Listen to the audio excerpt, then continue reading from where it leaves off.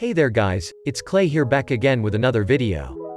Today I will read chapters 31 to 35 of What If Naruto Took Training Seriously. This video will be the last for this story, otherwise the finale of the whole series, and, just like always, more info about the author of the story can be found in this video's description. Anyways, I will now begin. Start. Chapter 31. Start. The name's Hazuka Suigetsu, said the newcomer. Mangetsu's brother? Naruto questioned, knowing of the man. Yeah, don't let him overshadow me now. Kirigakure's back, alongside the 7 swordsmen. I've taken Zabuza's place, the man said. Naruto quickly took in the standard shinobi gear the man wore. It was the same as Konoha's, just gray. I thought your village wanted nothing to do with this war? Naruto asked. At this point Suigetsu started to make air quotes while speaking. We don't. But maybe some Kiri nin wanted to fight in the war, so they kinda went rouge and decided to come work for Konohagakure. The man said, grinning the whole time. It was my idea. We all knew Kumo and Iwa wouldn't stay out of Kiri's territories if they beat you. So here I am. I see. Well then, I look forward to working with you. The Junin said. Well, I owe you one after all. What do you mean? As ashamed as I am to admit it, I was captured by Orochimaru.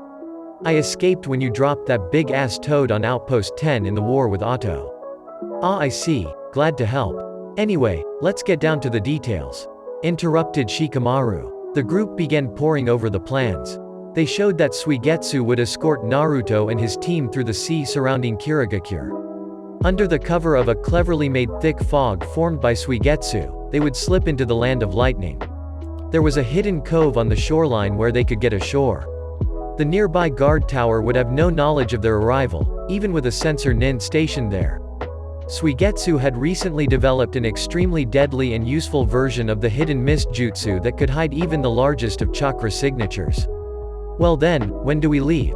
Asked Naruto. In 1 week, said Tsunade. There's someone who wants to see you. Warning. I honestly can't remember if I addressed this or not at all before, but if I did, then anything that conflicts with what I write in the scene you can consider retconned. Naruto boy. Lord Fukasaku. It was Jiraiya's intention for you to one day learn Sage Mode. I brought you here to see if you can. The Elder Toad had heard long ago that being a Jinchuriki could cause problems with the gathering of nature chakra. He and the late Toad Sannin had discussed the rumors at length, but had never come upon any evidence. They had dug deep, and searched through the history books. Throughout history, other than the rumor that Hashirama had tried to teach Mito, no Jinchuriki had ever attempted to learn the sage arts. After some time spent introducing Naruto to the theories and working behind nature chakra, the toad had the Junin sitting on the ground in meditation. No luck, Naruto boy? No, I can't feel a thing. Alright, now hold still. I'm going to try to fuse with you. The toad hopped atop the blonde's shoulders, clapping his hands together and closing his eyes. He soon found out why the boy could not draw in the nature chakra around him. The second his eyes closed, the chakra of the 9-tailed fox surrounded his being, forcing the image of the gigantic chakra monster into his mind. Seconds later, the toad felt pain from the chakra that tried to force itself into his own chakra paths. Quickly, he abandoned his place atop the man's shoulder, and sighed in defeat. It seems it won't be possible to teach you Sage Mode, Naruto boy. I felt it too. The 9 tails, right? Yes, his chakra is so prevalent throughout your own pathways, it seems there is almost no room for any nature chakra to go. That's part of the issue. I was able to feel the energy you spoke of when you attempted to fuse with me. Due to my sensor ability, I have a theory.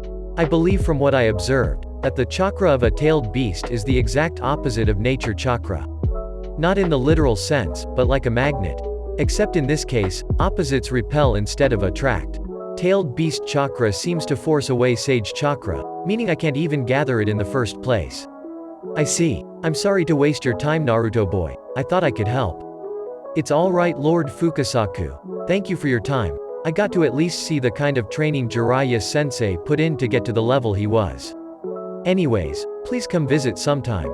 I'm sure Rika would love to meet you. Will do, Naruto boy. Now get back home to your wife.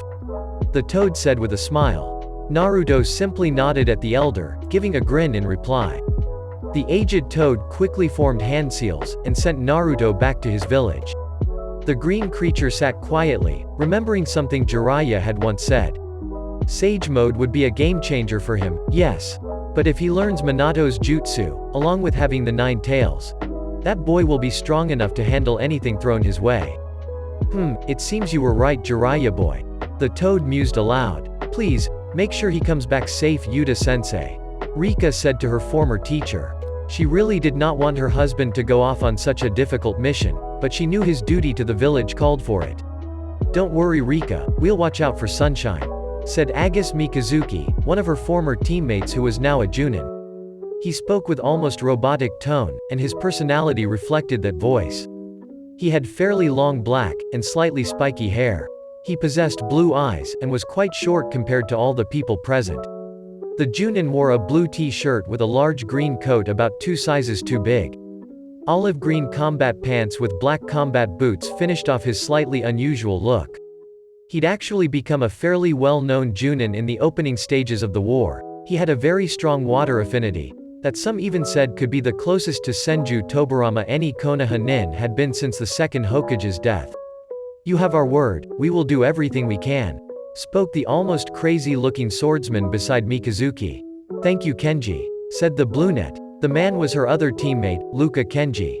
He had short, dirty blonde spiky hair, and was a tough-looking man from a civilian family. Naruto had noticed in his limited interactions with the man that he almost always had a crazy kind of look in his eyes. He wore a simple dark sweater over blue and red pants. The 2 male teammates had a close bond, them having met before ever ending up on a team together. Mikazuki had actually even been raised by Kenji's family. Alright, how about you 2 let her say goodbye to her husband? Spoke the former sensei of Team 2, Satomi Yuta. He had graying black spiky hair, red eyes, and slight stubble along his jawline. He looked reclusive and tired, and also had a slight drinking problem, but was actually very outgoing and liked to laugh. He wore the standard Konoha Junin attire, and was almost as tall as the now 6-foot Naruto. Thanks Yuta, the blonde said with a grin. He'd met Team 2 a while before he'd married Rika. Her team had been on an extended assignment in the capital. Yuta had become one of the 12 guardian shinobi right after his team had made Chunin, and with the exception of Rika, his genin followed him to the capital with permission from the Hokage. There the boys had trained until they were strong enough to become Junin. However, with the outbreak of the war, the team was ordered back to Konoha by the daimyo. He'd made it clear that he could go without a few of his guardians, and that Konohagakure would need the extra manpower. The shinobi met with the rest of the outfit, while their commander said goodbye to his wife. Rika reached up, cupping the cheek of her husband. Naruto, come back to me. You've got more responsibility here than ever before. As she finished, her lips and voice trembled. So much of the young woman's mind was screaming at her to demand he stay, but she knew he could not.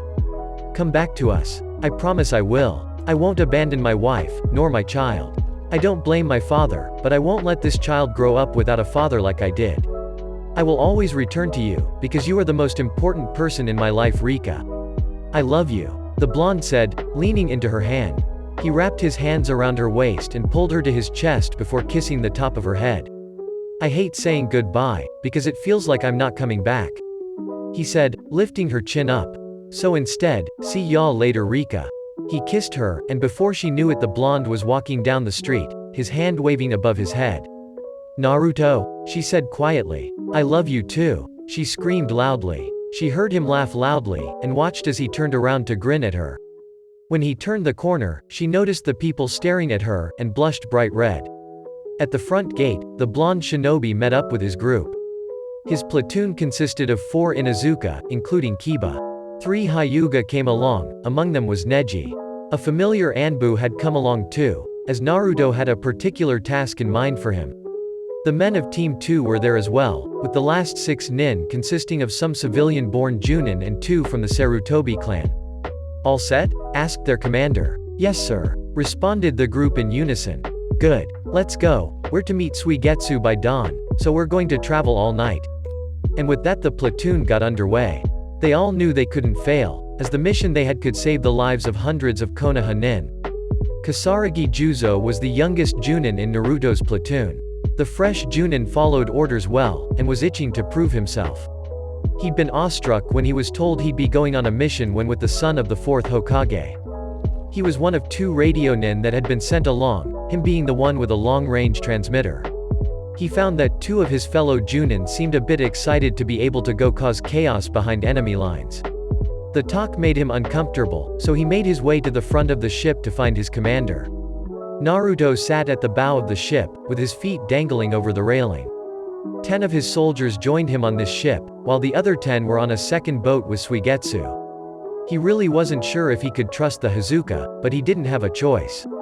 If this was a trap, then it was a risk they had to take. "Sir?" a voice asked behind him. The 21-year-old blonde turned around to see the 19-year-old Junin standing awkwardly behind him. "Oh, hello Juzo. What can I do for you?" The diligent commander had taken to learning and memorizing the names of all those under his command. He was fairly good at keeping the information retained, but every once in a while he still forgot. Well I wanted to thank you sir." "Oh thank me? For what?" the Namikaze questioned with a smile. The younger man idolized the blonde ninja, and Naruto could tell. "For defending the village from the Akatsuki assault sir, and for all you've done in the war. There's no need to thank me. One day defending this village may fall to you and your comrades. If people like myself and Uchiha Sasuke fall in battle, Konoha loses strength. However, as long as you and your comrades exist, there is hope for the village. With your team's help, you're stronger than ever. You just have to have the guts to not give up." Naruto was sure that Konoha could win this war, even if himself and Sasuke were to fall. He was just here to make the war as short as possible, and save the lives of as many Konoha shinobi as he could. The younger nin stared back at his superior with complete awe. You really think so sir? I've only freshly made Junin, and I'm not that strong. You were strong enough to become Junin. So I'd say you're strong enough. You'll be leading your own missions often now, unaccompanied by any other commanding officer. Those who stray from the path of justice have no courage, but under the wing of a strong leader, cowardice cannot survive. Be that strong leader, and you can't go wrong. Thank you sir. Of course, now get some rest, we'll be hitting Lightning Country soon. Right, the younger man replied, turning on his heel and leaving his commander to his thoughts. Naruto had been happy with the distraction his comrade had provided, but now alone, his mind drifted back to its original thoughts. Now, what the fuck am I going to do if the Raikage or B show up? I'm the only one who can fight them, so I need to keep my nin safe. He soon resigned himself to playing it by ear. If the Raikage did show up, any plan would go right out the window anyway. No strategy survives first contact with the enemy. Alright, show us this trick of yours. Naruto said to the Kiri ninja. Watch and learn Namikaze, spoke the swordsman. He weaved hand seals, and slowly a large foggy mist rolled in around the boats. They watched as the distant towers disappeared within the growing mist. Naruto closed his eyes, and realized he could barely sense the people on board his boat. He placed his finger down, and with extra concentration could just barely locate the other boat. I'm impressed Suigetsu. It really can hide chakra signatures from sensors. The blonde commented. Pretty cool huh? Now, let's make landfall no? Indeed, let's. The Junin replied. With the boats having been sunk in the deep cove, the team made their way inland. They'd cut large holes in the sides of the ships, after removing all the water-susceptible gear from them. Naruto intended for Tenzo to repair the ships with his wood style when they left, thus the Anbu would be sticking close to the teleporter, and was even given one of Naruto's kunai. The task force made its way through Lightning Country over the next 2 days, slinking around the enemy to get to their first target. There it is. The Storm Fortress, Naruto said. I'd heard tales of it from my mother, but never thought I'd see it myself. Kiba commented in awe. Likewise. My clan keeps stories and records of it in our history books. Neji said. The Hyuga have quite the grudge against this place. Why? Questioned the Inuzuka. This is where Kumo brought any prisoners or corpses from the Hyuga clan to try to extract their Byakugan during the Second and Third World War. Naruto answered for his comrade.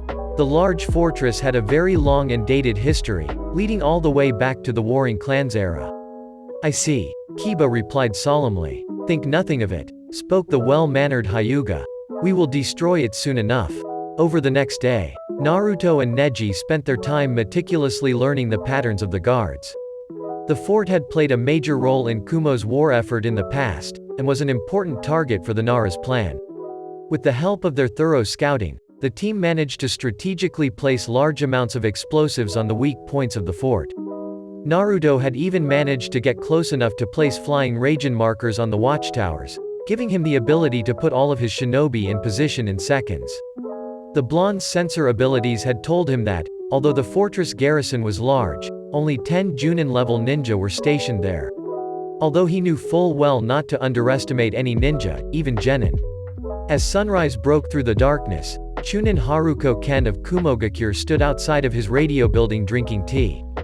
He watched as the sun slowly rose over the far wall of the massive fortress. He had been sent here as soon as the war with Konohagakure had kicked off to man the radio of Kumo's most important radio station in the area. The Storm Fortress currently held the closest permanent radio tower to the border of Frost Country. The fort resided on the very border of Lightning and Frost Country. Its proximity to the front line made it the last place orders were relayed through before reaching any station not within the Land of Lightning.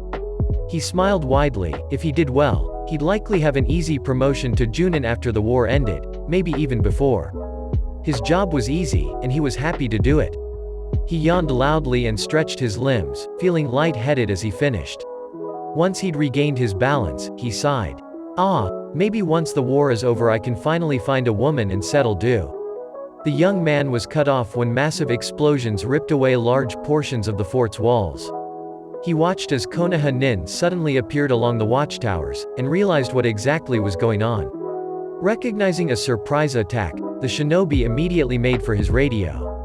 He reached out for the radio transmitter, only for his eyes to widen in shock as a well-known kunai carved its way into the electronic equipment. No, it can't be him, he muttered softly as he stopped his movements. Sorry, but you didn't have a chance. The truth is, the game was rigged from the start. Spoke the voice of none other than Namikaze Naruto. I surrender. The man stuttered out. Good choice. You are the second yellow flash of Konoha, aren't you? Yes I am. The blonde said sternly. Now come on. The blonde and his task force managed to capture 5 of the Kumo garrison, and quickly destroyed the entire fort. He sealed away the chakra of the captured nin, and sent them off with Suigetsu and Tenzo, along with 2 more of his men back to the ships.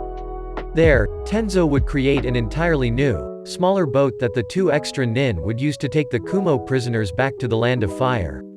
After the successful attack, he and his force made their way deeper into Lightning Country.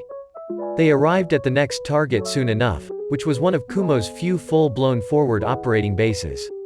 They scouted the defenses and the surrounding area until Suigetsu and Tenzo returned. Suigetsu and Neji sat beside Naruto as the blonde placed his finger to the ground. They had just observed the arrival of another 15 shinobi, and Naruto wanted to know their chakra levels. The blonde huffed in annoyance soon after as he realized exactly who one of the new arrivals had to be. What's wrong, Naruto? Questioned the Hyuga. With a sigh, the blonde lifted his finger off the ground and opened his eyes. There's a Jinchuriki down there. What, really? Asked Suigetsu. Damn it, this is gonna be a pain. Yeah, no kidding. Either this is some routine inspection, or they found out about the destruction of the Storm Fortress. The latter is definitely the more likely candidate, the Namikaze said. From the chakra level, it seems she's the Jinchuriki of the 2 tails. It's not every day we have to fight Jinchuriki, said the dog-loving shinobi, who had just walked in on the conversation. In fact, I'm pretty sure you're the only one who has. It's safer for me to do it as a Jinchuriki myself than it is to send anyone else to fight them. It just seems to be my bad luck to run into them lately. The blonde thought to himself for a while before speaking again. Listen, when we begin the assault, I'll draw her away. You guys rig the place, and blow a retreat signal. Are you sure? We could help. The Inuzuka offered. Yes, I'm sure. I can handle her by myself, and it will give you time to get the job done. Naruto commander. Alright then. Good luck. Don't be reckless, Naruto. You've got a child coming. The dojutsu wielder said. I know, thank you, Neji. The father-to-be replied with a smile. He stood and walked to a higher point. Is it time? He questioned. Yes. Neji replied. Okay, relay the move order. I'm going. And with that, the blonde stood tall on the edge of the cliff overlooking the fob. Forward operating base. He drew 2 of his signature kunai, throwing them high and long into the sky, watching as they arched when gravity grabbed hold of their weight. With a smile, he disappeared in a flash. Ni Yugito walked quietly behind the Junin that lead their group. After receiving the news that all contact had been lost with the storm fortress, the female Jinchuriki was dispatched to inspect and reinforce Fob Gale. She had been dispatched with the Junin in front of her, a man she had just met, and Team Samui that walked behind her. The two students of the blonde Kunoichi bickered behind them as they walked through the front gate. She tuned out the pair's argument as Samui intervened in their argument, knowing Yugito was beginning to get annoyed.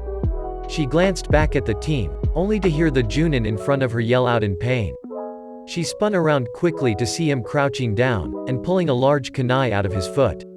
Her eyes widened as she recognized the object, and before she could speak, the Junin had his throat cut by the Konohagakure shinobi. Her claws came to bear, and as she lashed out at the newly arrived enemy, Team Samui finally began to move. They made to provide assistance, but were distracted once again when the south gate exploded. They watched as Konoha shinobi assaulted the base, quickly jumping into the fray. The female Jinchuriki leapt back, moving to allow her tailed beast to let loose. Naruto, being in close proximity, recognized the build-up of chakra, and immediately rushed her. He slashed at her with his blade, which she dodged. She took the opening to thrust her claws forward, stabbing into his side. However, only then she realized she'd fallen into his trap. His hand grabbed her wrist, and before she could move to break free, he spoke. "Let's go somewhere else, shall we?" the Namikaze asked with a grin. Suddenly she found herself in a forest about a mile or two away from the fob. She'd barely regained her bearings when she was forced to dodge as a Rasengan ripped apart the ground she had just occupied. Before she could even land fully, he'd already appeared above her. He swung down with the blade of his kunai, barely missing her neck as she dodged. As she got her footing, he again appeared above her in a flash of yellow. She barely managed to avoid the deadly sweep of his wind-covered kunai, only to be on the back pedal once again to dodge a newly incoming Rasengan. Yugito knew she needed to draw out the power of her beast, but this Konoha Junin had her completely cornered. They battled quickly, the woman on the consistent back pedal, and Naruto was almost fully in control. He flashed behind her, and she finally realized exactly how he was getting to her so easily. He noticed that she was now staring at her forearm, seeing the formula he'd attached to her. Her eyes raised to him, and she sent him a sharp glare. "You can't get it off, even if you were to kill me. So why don't you just surrender and make this easy?" he asked. Suddenly the female smirked, and unleashed her claws. Like hell. Naruto's eyes widened as the woman shaved the entire top layer of skin and muscle off of her marked forearm, and then kicked the severed flesh away. "Well, that certainly shows commitment," Naruto said. He would admit that this was unexpected, and had actually thrown him off guard slightly. This gave the enemy just enough time to launch forward. She reached him in a burst of speed, and her claws came close to his chest. The Konoha Junin dodged her attack quickly, and kicked the woman across the clearing, and watched as her beast's chakra began to emerge. He'd given her a chance to draw it out, and he knew that would cause him trouble. Just then, a loud whistle rang out through the area, signaling the Konoha group's retreat. Seconds later, a large explosion sent shockwaves through the ground, and smoke billowed in the air in the direction of the fob. She quickly took the form of the two-tailed cat, albeit still smaller in size. The Jinchuriki leapt forward at her enemy, lashing out with her claws. He tossed a kunai lightly out of his hand as her claws got dangerously close to his face. He quickly flashed to a kunai across the field, and before she could move, he appeared at her back. He charged Rasengan and slammed it into her back, sending her to the ground with a hard, sickening impact. In seconds, he performed a set of hand seals, and slammed his palm into her back. "Fuinjutsu, divine suppression," he said softly as the chakra suppression seal bound her body, knocking the woman unconscious as it did. "If I don't kill her here, she could kill many more of my comrades in the future." Naruto growled loudly at the predicament, before finally he did something that would bother him for the rest of his life. The Junin withdrew a kunai from his pouch, and spun it around in his hand. His hand shook lightly, as he forced himself to plunge his blade into the side of the defenseless Jinchuriki's chest. With the woman now bleeding out, he stood and flashed to a kunai he'd left with Kiba. "Yugito! Yugiitu! Where are you?" called out Samui and her team. They wandered through the forest, in search of the Jinchuriki. As soon as the base had come under attack, the commander had sent them to attempt to back up the now missing Jinchuriki. They had gone back and seen the aftermath of Konohagakure's attack, and chose to hunt for their missing kunoichi. They knew there was likely no survivors from the size of the explosion that rocked the earth minutes ago. Finally the team burst through the underbrush, to find the Jinchuriki bleeding profusely from a large hole in her ribs. Samui noticed the strangeness of the stab wound. It was larger than most kunai, and had a fair-sized puncture on each side. She was oblivious to the fact that Naruto's kunai were larger and a lot more deadly. What would bring Yugito to her death, however, was the severed connection between herself and her beast. With no link, the two-tailed cat was unable to heal its host. Well, that's objective number 2 complete. What's next, Naruto? The feral-looking man asked. Naruto? Oi, Naruto. Huh, oh, what was the question? The blonde asked, ripped out of his trance. What's next? Oh, that would be the Typhoon Fortress. It's Kumogakure's second largest fort. It's likely to be garrisoned with a large amount of shinobi and kunoichi. It's not going to be an easy battle by any means. Naruto mused quietly. His head was in a bad place, he was beginning to doubt himself, and he knew that it could cost his team lives. I see, well then it's likely time to get moving then? Kiba inquired. Yeah, please go gather the troops. Naruto asked of his friend. PSH, don't boss me around. The Inuzuka said dismissively, even though he was walking off to execute his orders. As Kiba left the blonde to himself, a thought popped into the platoon commander's head. What would Sensei think of my actions? Chapter 31. End. Chapter 32. Start. The sounds of battle and the smell of blood filled the ruins of the destroyed fort. Naruto found himself and his platoon now defending the ground instead of assaulting it. They were currently fighting tooth and nail, outnumbered 10-1. During their assault on Kumogakure's Typhoon Fortress, the last few Kumo shinobi had managed to activate a self-destruct system that had been built into the fortress to prepare for an attack. This had been done in direct response to the destruction of the Storm Fortress. The explosions that had ripped apart the fort caught many of the Konoha shinobi in the blast, leaving the group with more incapacitated nin than combat-capable ones. As they tended to their wounded, and prepared to move, Naruto had suddenly ordered them all to dig in. The censor had caught wind of the rapidly encroaching enemy, and their force was large. Now the battlefield saw Yuta, Mikazuki, Kenji, and Juzo standing tall in defense of their comrades over half the fort. On the other half Naruto, Kiba, Neji, and Suigetsu held their own. Tenzo meanwhile, had been sent back to the cove before the attack, and likely had no idea what was occurring. Naruto. I don't know how long we can keep this up. Yelled out Kiba. I know, just hang in there. The blonde called back. He showed no fear or worry to his comrades or enemy, but his mind was racing. They were trapped behind enemy lines. Most of his nin were wounded, and moving as a group would be impossible. There were few options left for the Junin. Miraculously, the fighting soon died down and the Kumo nin pulled back slightly, giving the Konoha shinobi a small reprieve. Naruto knew, however, that this was no miracle. He felt the strong chakra signatures of a new group of enemy shinobi arriving on the battlefield. Something else worried the man as well. When the chakra signatures arrived, he quickly felt each of his marked kunai suddenly disappear off the battlefield.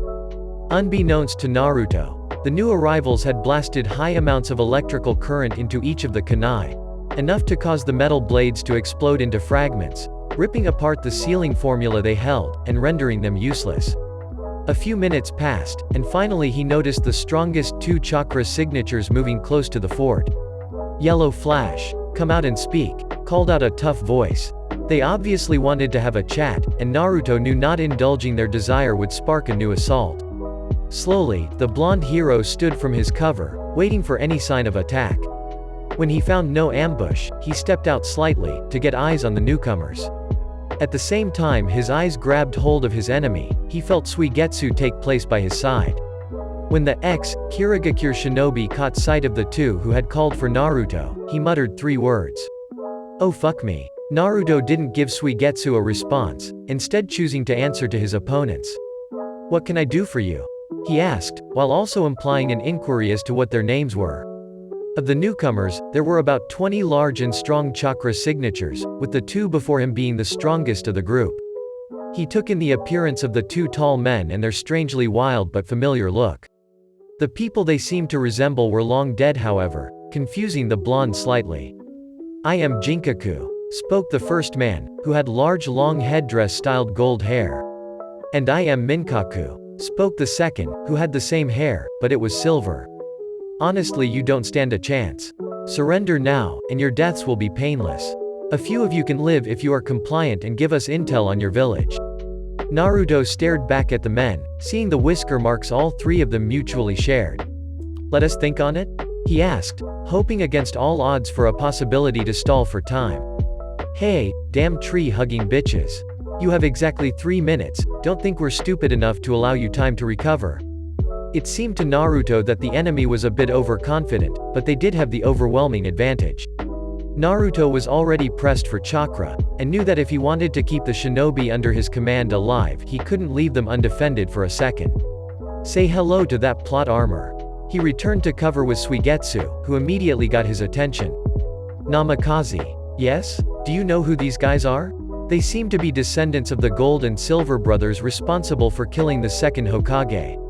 More than that, I recently got intel on this situation, Arcade shared it with yours, but I thought you'd have known about it.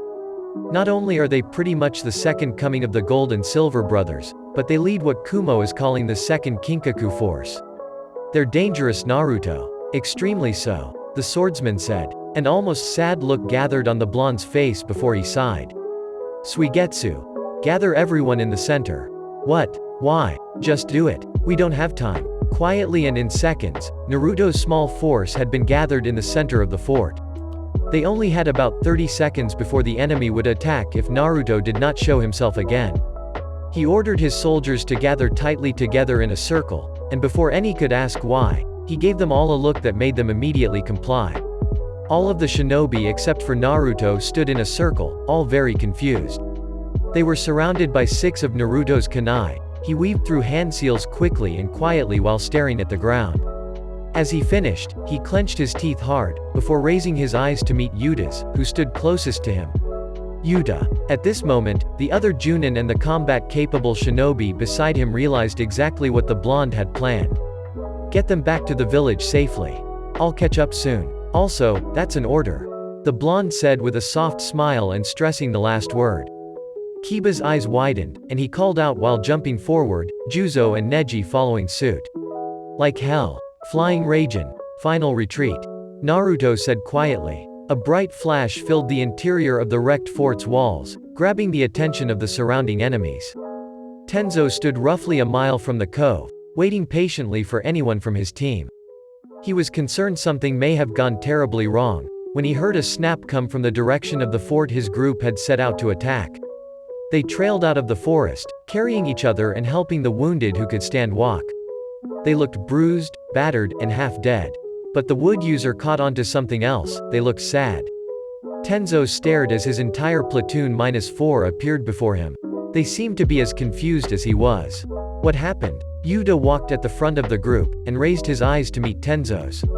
We lost. The man sat down by a tree, and drew a flask from an extra pouch he kept on himself.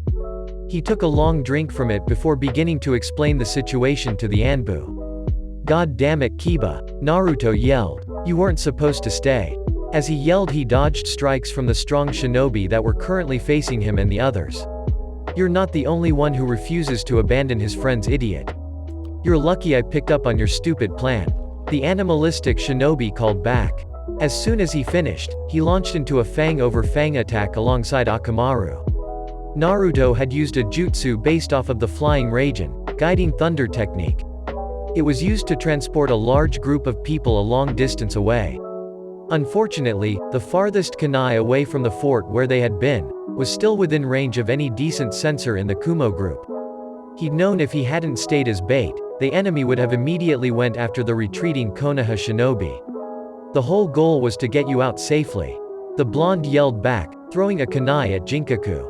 The Kumo nin easily shot the incoming thrown projectile with a bolt from the lightning pistol jutsu, exploding the metal into fragments. On orders from the Kinkaku force, the rest of the Kumo shinobi that had been participating were told to retreat to a safe distance so the Kinkaku force could go all out.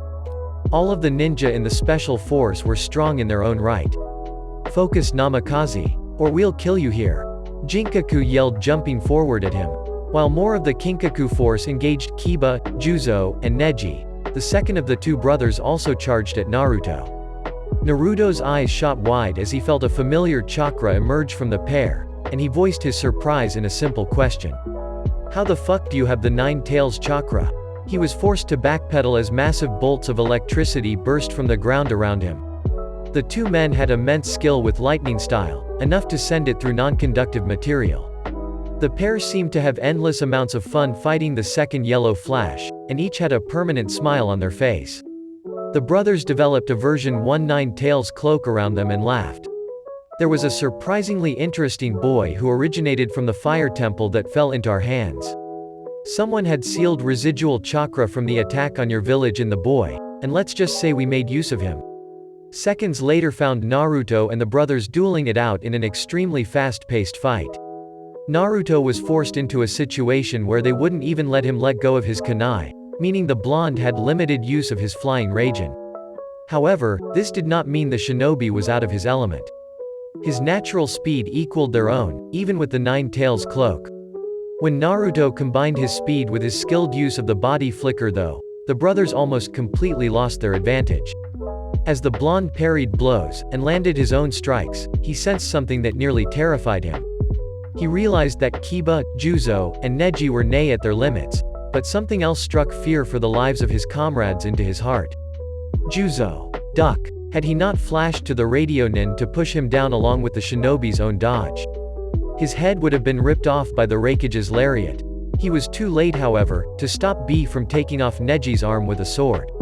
"Neji!" Naruto shouted as he watched the blood and the severed limb fly through the air.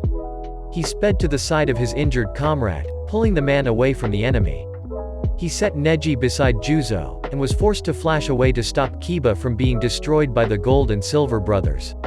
Naruto forgot Kiba's loyal companion in his rush, and the canine user was forced to watch as the enemy fried the poor animal nearly to death before Naruto interfered. Once again arriving by his comrades' sides, he lay the dog beside Kiba. The animal's breath was shaky and labored but he lived. Naruto realized he was the only thing between his comrades and their deaths, so he began forming the hand seals for the final retreat jutsu again. The Konoha shinobi's actions were halted when a massive tentacle slammed down where he stood. He spun around, glancing a blow from Minkaku off his arm, before having to block Jinkaku with his leg. Their blows had large amounts of power behind them, but he took them in stride. The second yellow flash of Konoha was no match for four opponents however, and took a devastating blow to the chest from Jinkaku while dodging. He'd essentially flashed to the kunai in his pouch, allowing him to move about a foot to the right to escape I and B's double lariat. He'd avoided their attack, but put himself in prime position for Jinkaku to make contact. Naruto was sure he'd felt multiple ribs crack, and at least one snap. He impacted a tree, quickly forcing himself back to his feet. With haste, he formed 3 shadow clones, who immediately jumped forward at the brothers. Once again, I came at him, and Naruto quickly drew multiple kunai from his pouch. He launched them at his enemies, some being destroyed by the brothers. I drew near, knowing how Naruto's jutsu worked after his skirmishes with Minato. He watched closely, knowing that the blonde would likely be just as fast as his predecessor. However, they hadn't noticed the blonde had drawn them away from his comrades, and when the man disappeared it wasn't to attack. He flashed beside his friends, and clenched his teeth at his sudden revelation. He'd successfully lead the strongest enemies away, but left his friends wide open to the rest of the Kinkaku force. 4 of them stood between him and his friends, and he watched as Kiba desperately tried to keep 2 nin away from Juzo and Neji. "You're in the way," he yelled, launching forward at the nin that stood in his path. He killed all of them without a second thought, forcing his way through the enemy to help Kiba. The Jinchuriki blew past Juzo, who was crouched down in pain and exhaustion. He buried his blades in the vitals of the Kumo shinobi, successfully freeing Kiba from his struggle.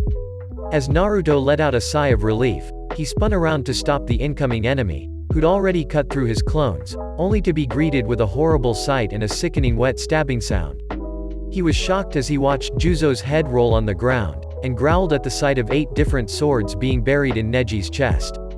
Another sound ripped away his concentration, and he turned his head to see Jinkaku and Minkaku running Kiba through with lightning-coated serrated swords. The feral man let out a choked scream as the blades ripped through him, and blood burst forth from his mouth. The wounded animal on the ground looked with pleading eyes and whined as it watched its master die. Kiba reached for the white dog as he fell to the ground, and gave his loyal companion one last smile as he died.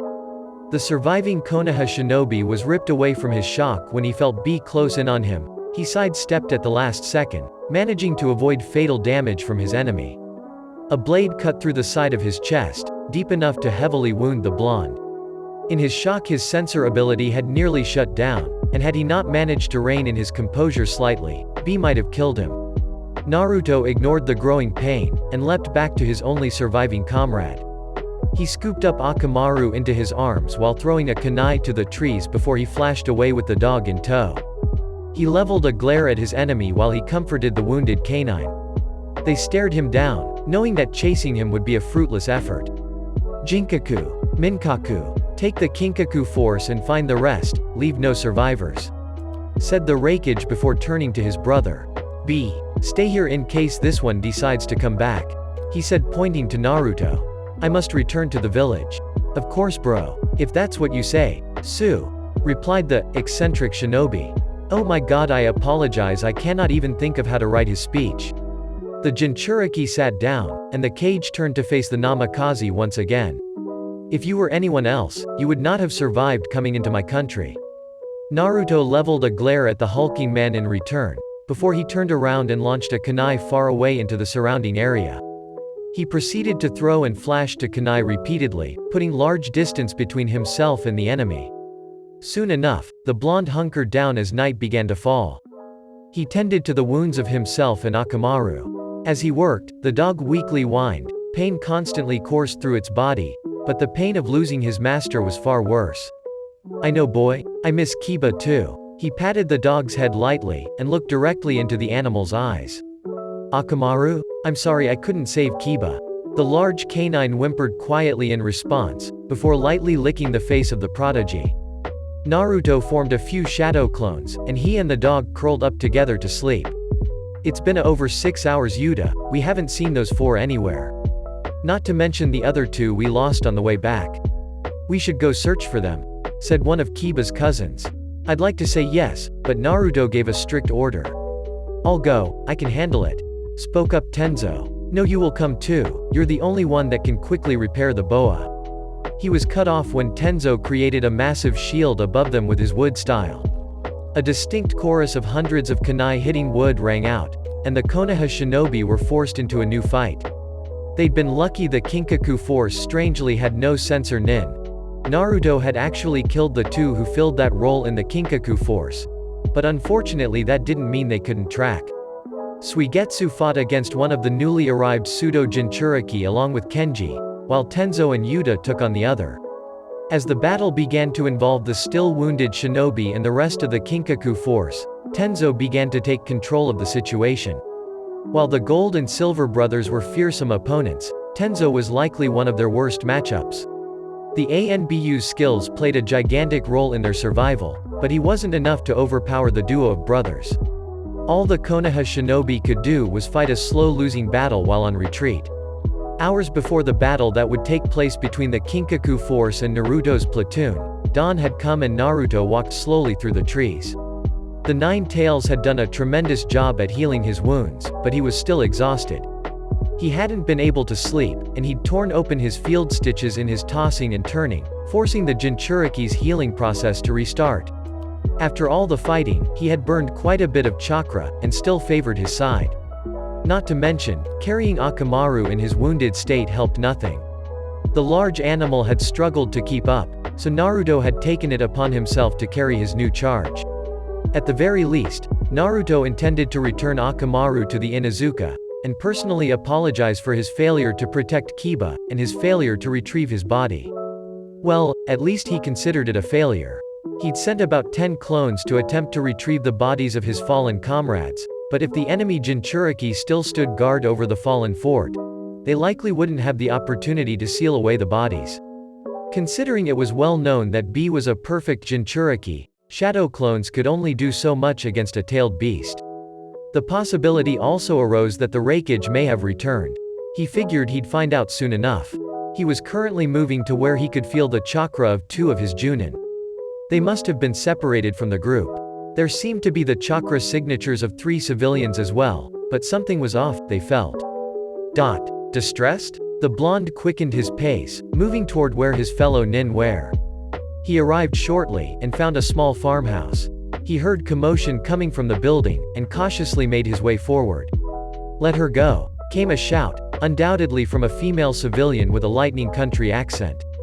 "Sit back down, you fucking cloud worshipper," yelled another voice, one he recognized as one of his shinobi. More sounds of a struggle were heard, and the next 2 noise put Naruto into action. A scream of pure desperate fear rang out from a woman, and the words of the other man in the house rang out. "Hold still, you fucking weasel." Naruto launched a kunai straight through the kitchen window, and swiftly set Akamaru down. In a flash, he appeared in the home, and with a quick body flicker found himself behind one of his nin, holding his blade to his comrade's throat. "Just what the hell do you think you are doing?" he questioned, forcing the man off of the young woman. In the other corner of the house, he saw what was likely the father and mother. The father lay bleeding on the floor, and the mother shook in the corner. "Calm, Commander?" the other shinobi asked nervously with his hands up. The blonde Junin launched a kunai that whizzed right past the man's head and stuck into the wall behind him in response. The Konoha shinobi wisely shut his mouth. "Don't make me ask again, Karu," Naruto said, venom in his voice. "Yes, sir. We were just investigating this house and that guy just came at us." The man spoke, filled with fear. "I didn't tell you to lie to me, Karu," said Naruto. With blurred speed, he flipped his kunai around and rammed the butt of his kunai into the man's temple. Just hard enough to knock him down and scramble his brain, but not enough to make him unconscious. He wasn't done with him yet. The other man actually had the nerve to attempt to draw a kunai on him, but before he could get it out of his pocket, Naruto sent the man to the floor. He walked to the other, and grabbed him by the shirt. He lifted the shinobi up so that he could look him in the eye. "If it wasn't for the fact that it's not my call to make, I'd kill you right now, you son of a bitch." When he finished, he rammed his forehead into the man's face, knocking him out cold. He gave the other man a harsh kick to the head to make sure he was unconscious, and sealed their chakra up tight. He turned his attention to the young woman on the floor, whose skirt had been pushed up, and her shirt was ripped apart. He unsealed a jacket from his scroll, and held it out to her. "Here, you should cover yourself." She flinched away from him, but he just continued to hold it out and look away. Eventually she took the coat. He turned to the mother, who had pulled a kitchen knife out and held it in defense of her husband. "Ma'am, please put the knife down. I can't change what my men have done, but I can save your husband." Her hands shook as Naruto approached, the knife extended out towards him, but with each of his steps, her resolve weakened. He got up to her, and gently pulled the blade from her hands, setting it down gently on the counter. He unsealed a medkit, and quickly tended to the man's wounds. As he worked, he could remember the hatred he held for the Iwa nin that had torched that farmhouse in Taki with everyone inside. Back then, he'd have never thought there was still a naive bone in his body, but today proved him wrong. Karu was just as terrible as the Iwa nin. He knew that today, his illusion of Konohagakure at least being somewhat morally superior was shattered. He now knew that men under his command were capable of the same atrocities that had been committed by other villages. Can mankind even exist without hate? Scum like these two litter the earth, and we can't even keep them out of our own ranks.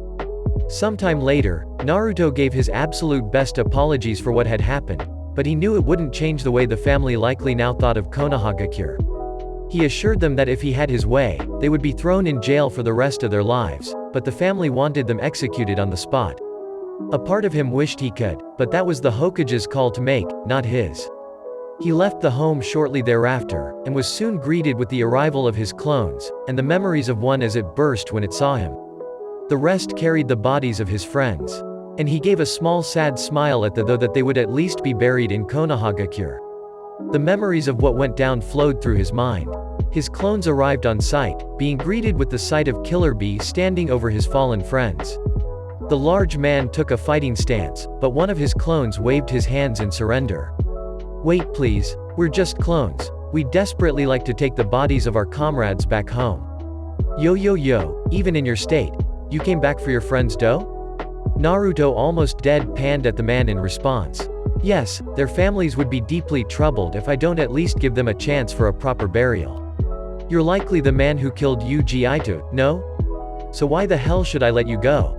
The decision I made to kill Yugito was a hard one. I'd never thought about killing another Jinchuriki before. The first Jinchuriki I killed I had a burning hatred for, but I had nothing against your friend.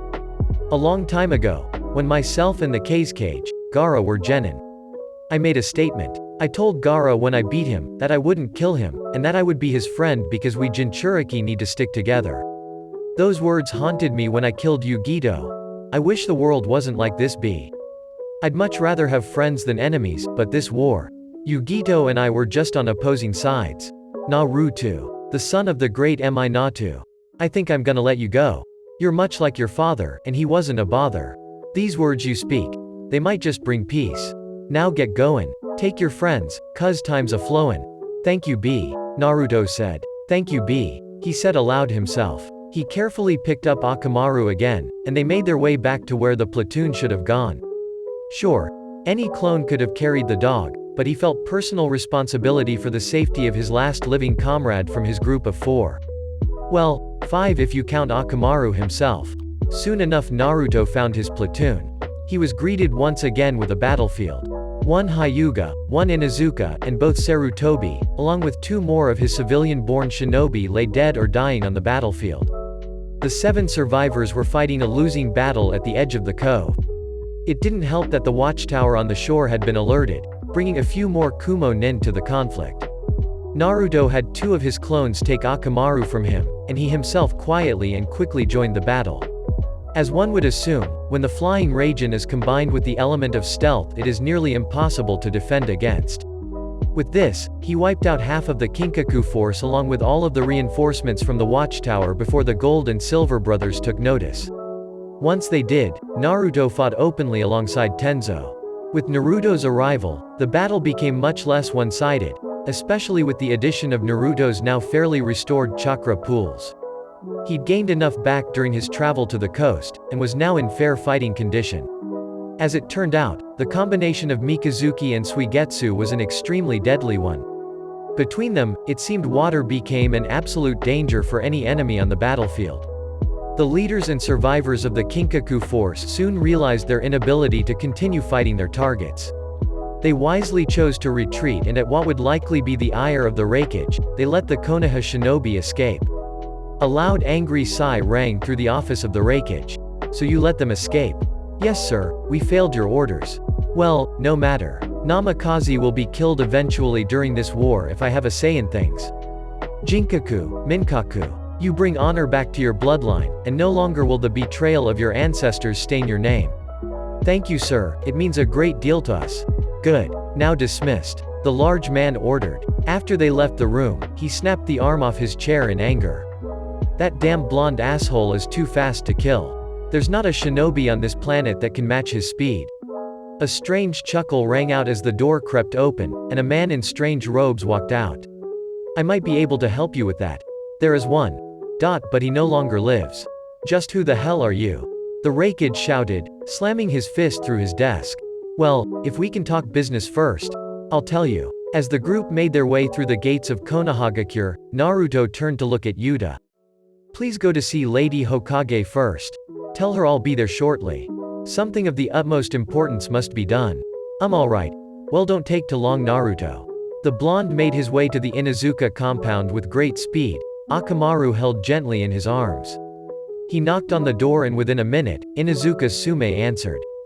Oh, Naruto. What can I do for you? At this moment, she noticed the still fairly beat-up dog. Wait. No. Lady Sume. I'm sorry but, Kiba and one of his cousins were killed in action. The death of your son was, directly my responsibility.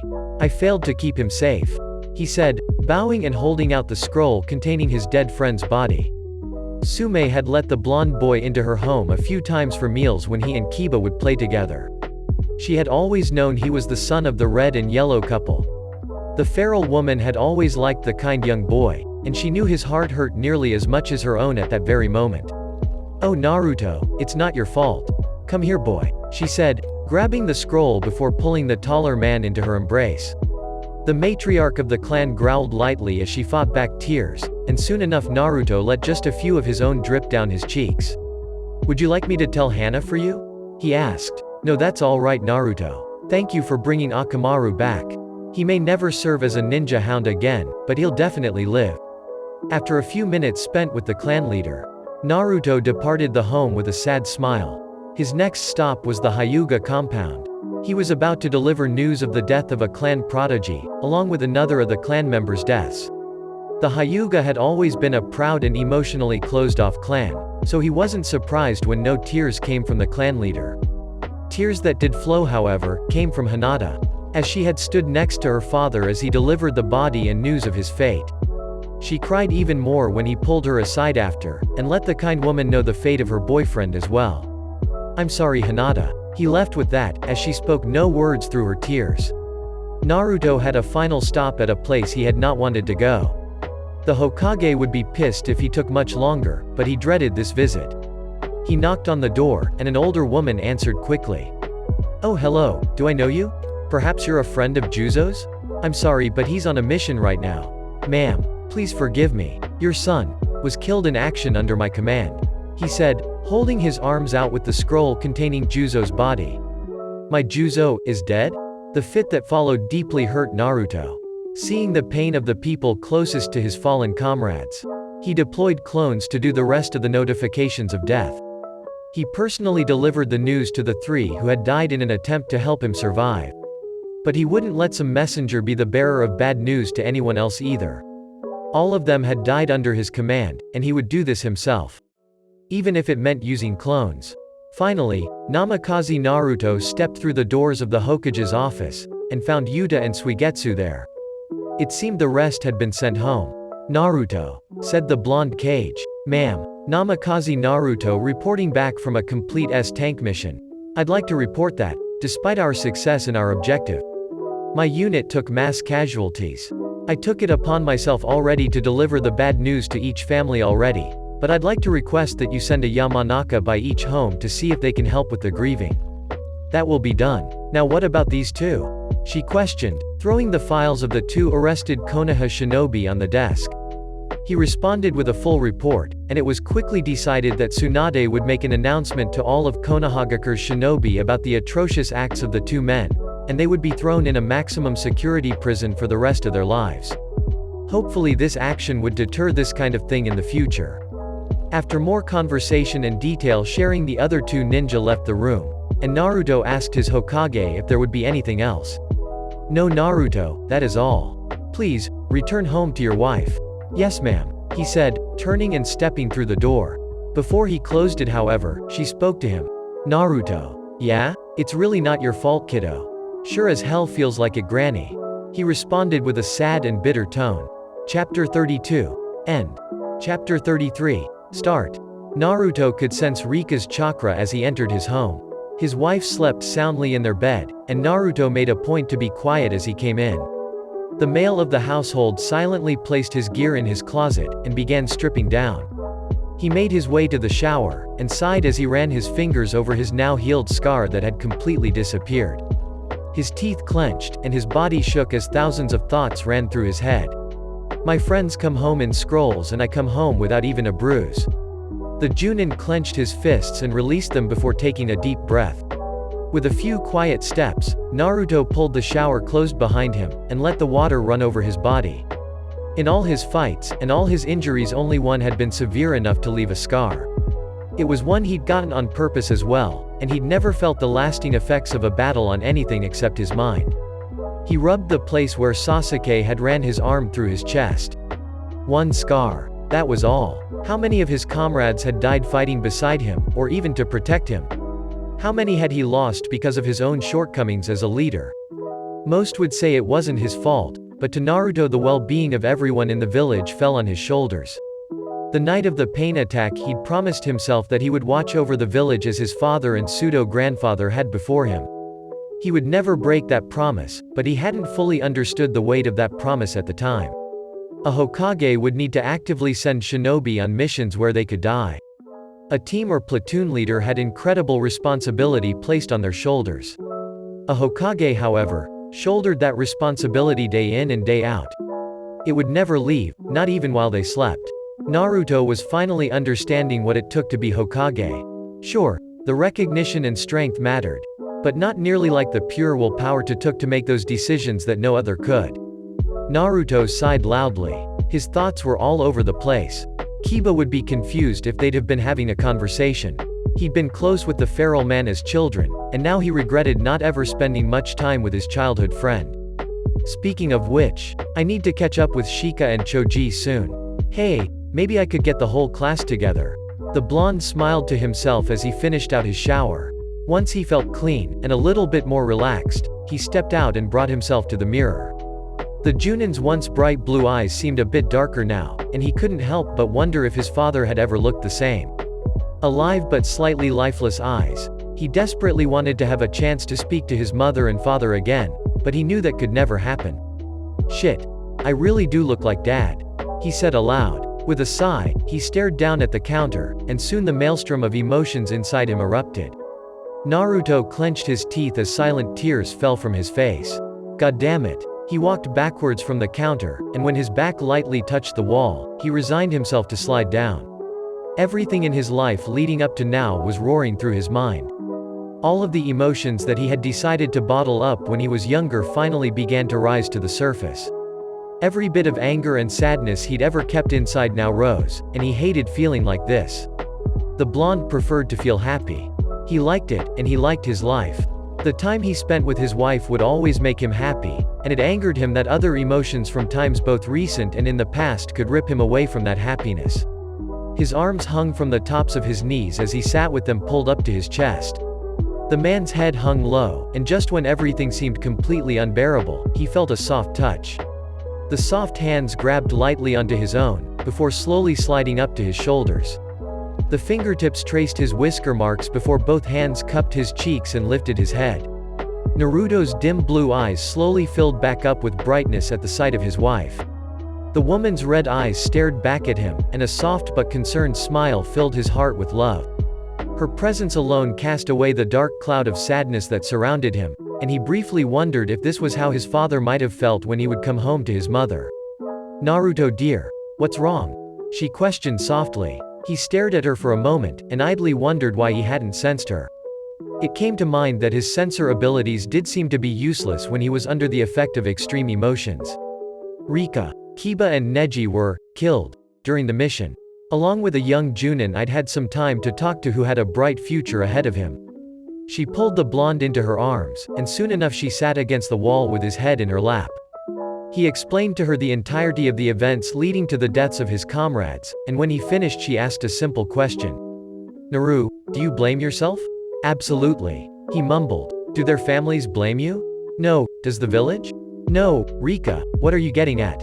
He was cut off when she leaned down and kissed him. "I don't blame you either. And I'm sure Kiba, Neji, and Juzo. Kiba, Neji, and Juzo would likely not blame you either dear. They leapt forward to help you the second they realized you planned to stay alone. Which by the way we need to have a talk about that absolutely foolish idea of yours," she said quickly smacking him on the head before continuing. "But anyway, I know for a fact that although he never would have admitted it, Kiba thought of you as a member of his pack, and would gladly give his life for family. Hana told me once that he thought of you as a distant brother. I think Kiba would want you to move on and be stronger, rather than dwelling on his death. I know, it's just. I don't ever want to watch my friends die again, and I know that there's a good chance I'll have to. Right now, I think your father and Jiraiya-sensei would ask you if you're thinking about giving up. But you're Namikaze Naruto, the son of the 4th Hokage. The student of not only Kakashi of the Sharingan, but Jiraiya of the Sannin. You're right, but it hurts. My heart feels so cold. When you gave me that scarf all those years ago, you asked if I was cold. When I said yes, you told me that you'd be the one to keep me warm. So for the rest of our lives Naruto, I will love you and keep you warm in return." The blonde sat up and spun around, and soon he locked his lips with hers. When they broke away, Naruto stared her deep in the eyes. "I love you. Thank you Rika." When those words left his mouth, she knew her job was done. As he spoke his eyes lit back up to their full bright blue, and Rika knew her husband would be okay. He pulled her to her feet and soon enough they sat on the couch. Naruto moves over her, and placed his ear over her now quite showing belly. He'd spent quite a lot of time behind enemy lines in Lightning Country, and in that time, his child had grown a lot.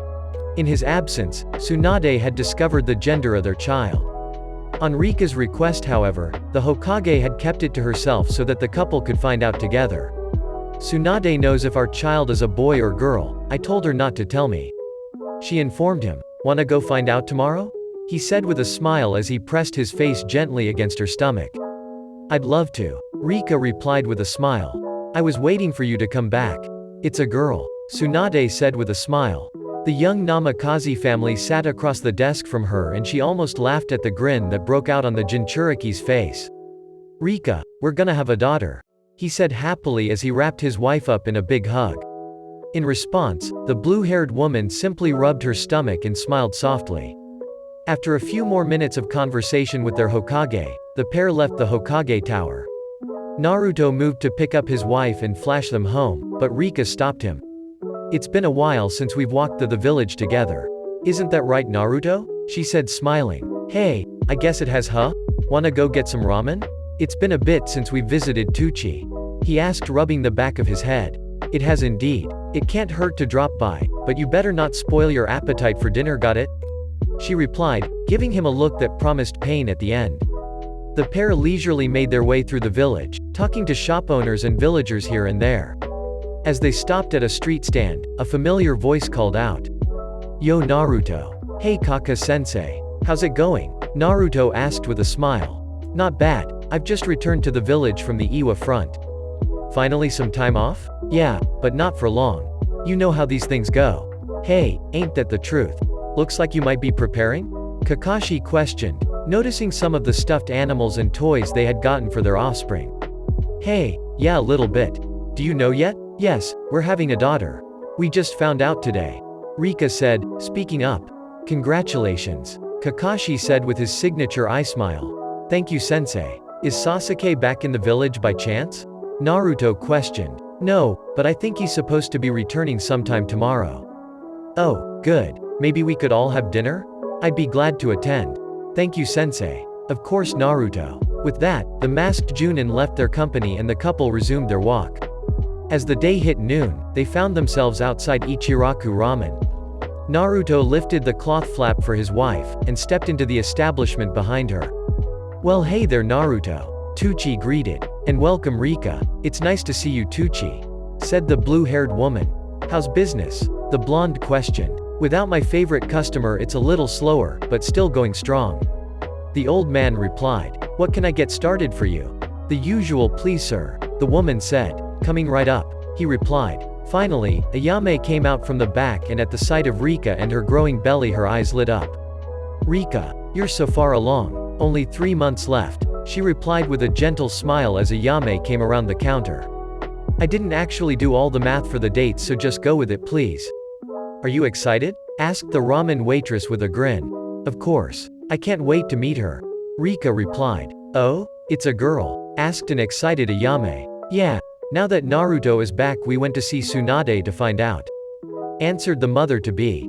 The shop owner's daughter turned to the blonde Junin and smiled. And I bet you're excited as well, eh Naruto? The Junin smiled at the woman and scratched the back of his head. Well, I've always wanted a family, so I'm overjoyed. This went on for a while, and the four shared a joyful afternoon together.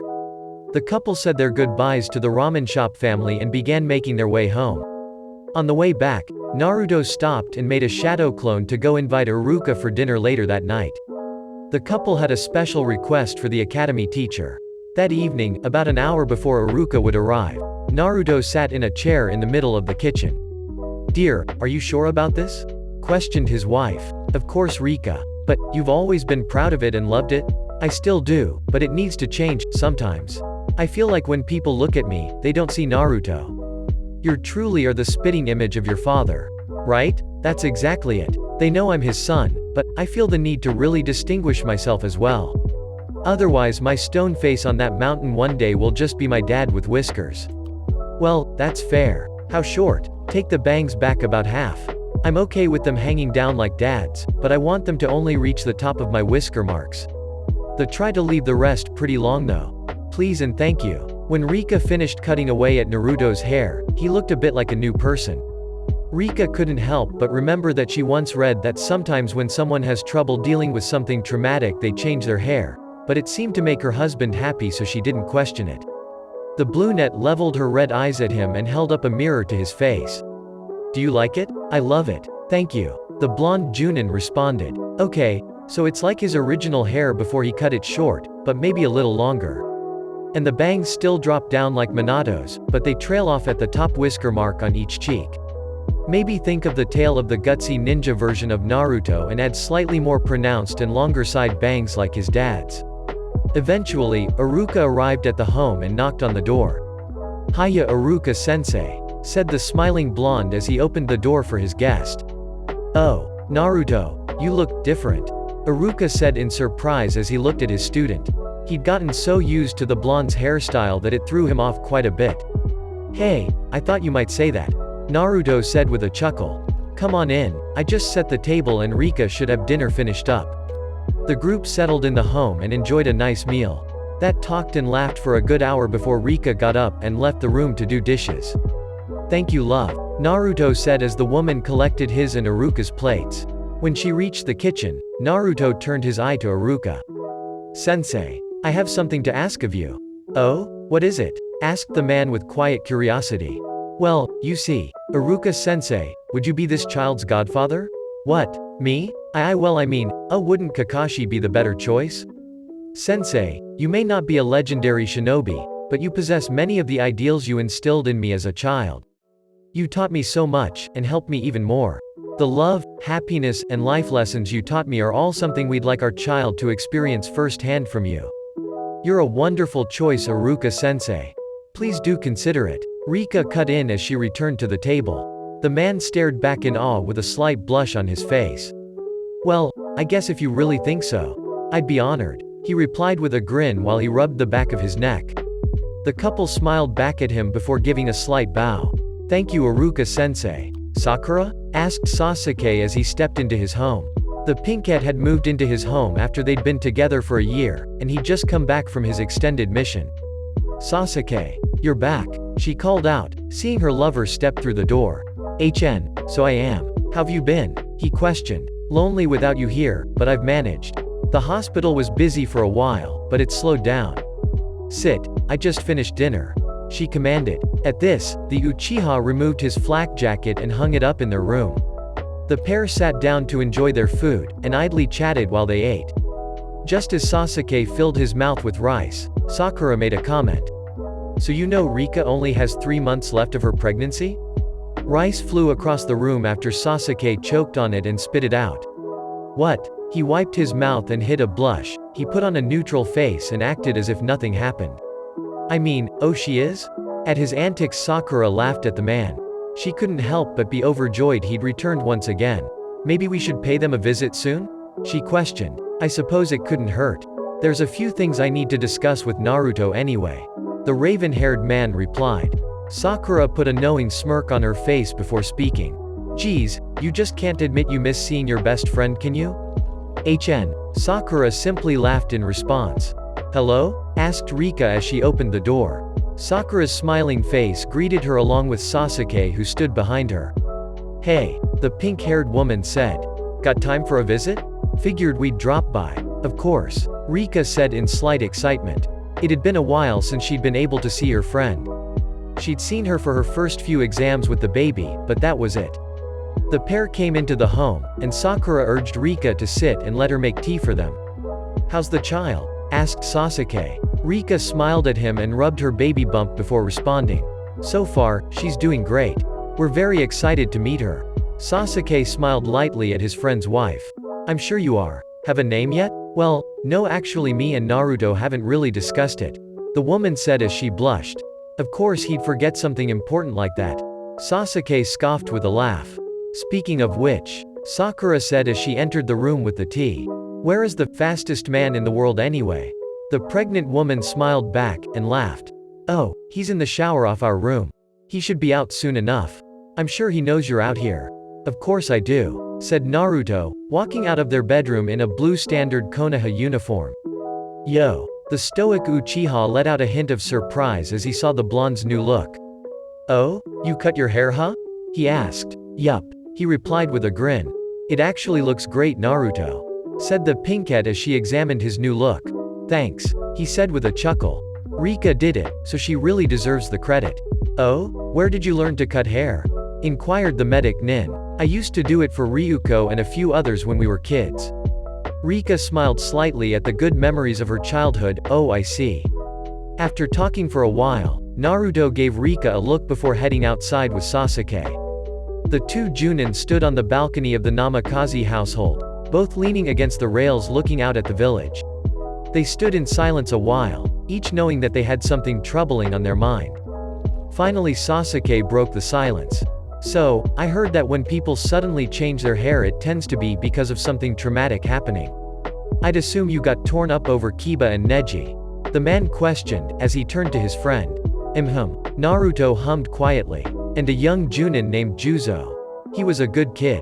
Definitely had lots of potential." "A good kid? You talk like you're 10 to 20 years older than you are." The Sharingan wielder was surprised at the very somber change in his friend. He knew Naruto had some darkness brewing, but he hadn't expected a radical behavior change. "Well, this war is changing me a lot more than I'd ever thought it would, you know?" he asked, turning his head toward his comrade. "Add to it, you remember that old man's place in Takigakure? The guy that helped us? Well, yeah, seemed like a nice guy," said Sasuke with a cautious and questioning look. "Some Iwa nin trapped the whole family in the house and burnt them alive during their retreat," the Namikaze said solemnly. Subconsciously, Sasuke's Sharingan activated. "They what? Yeah, that's how I felt too. I condemned Iwa, and I didn't look at Iwa nin the same way after that." But Naruto trailed off. He hadn't really thought about the event since he'd returned.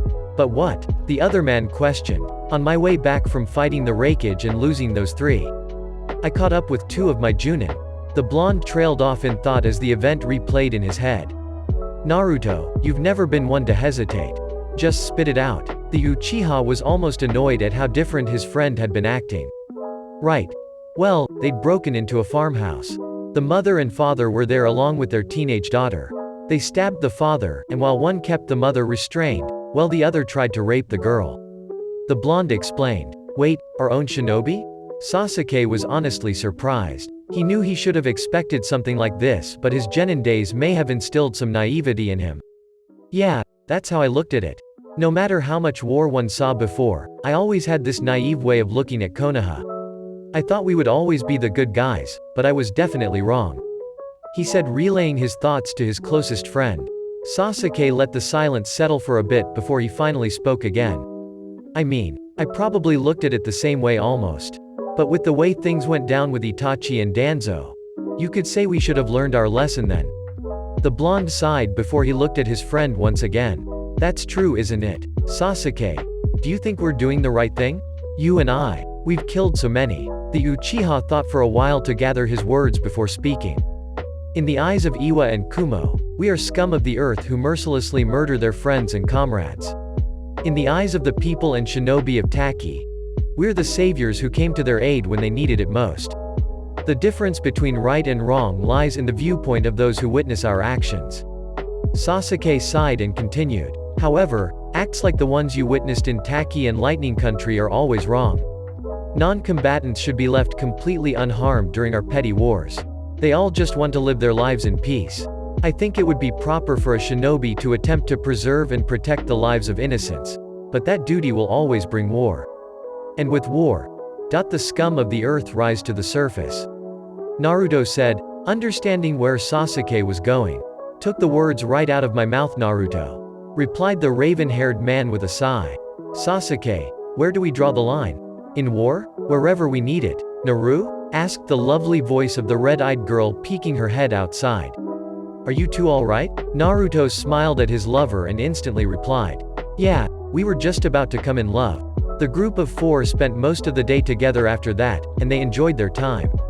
They watched a few movies, and even went out to eat. There was no doubt that the families of the Uchiha and Namikaze would always be close friends.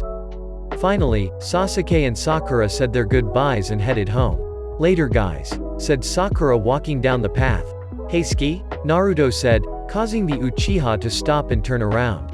"Thanks for the talk. Anytime, Naruto," replied the Uchiha with a tiny smirk. The blonde once more grabbed the man's attention. "Hey Sasuke? Sup?" the Junin said with a questioning look.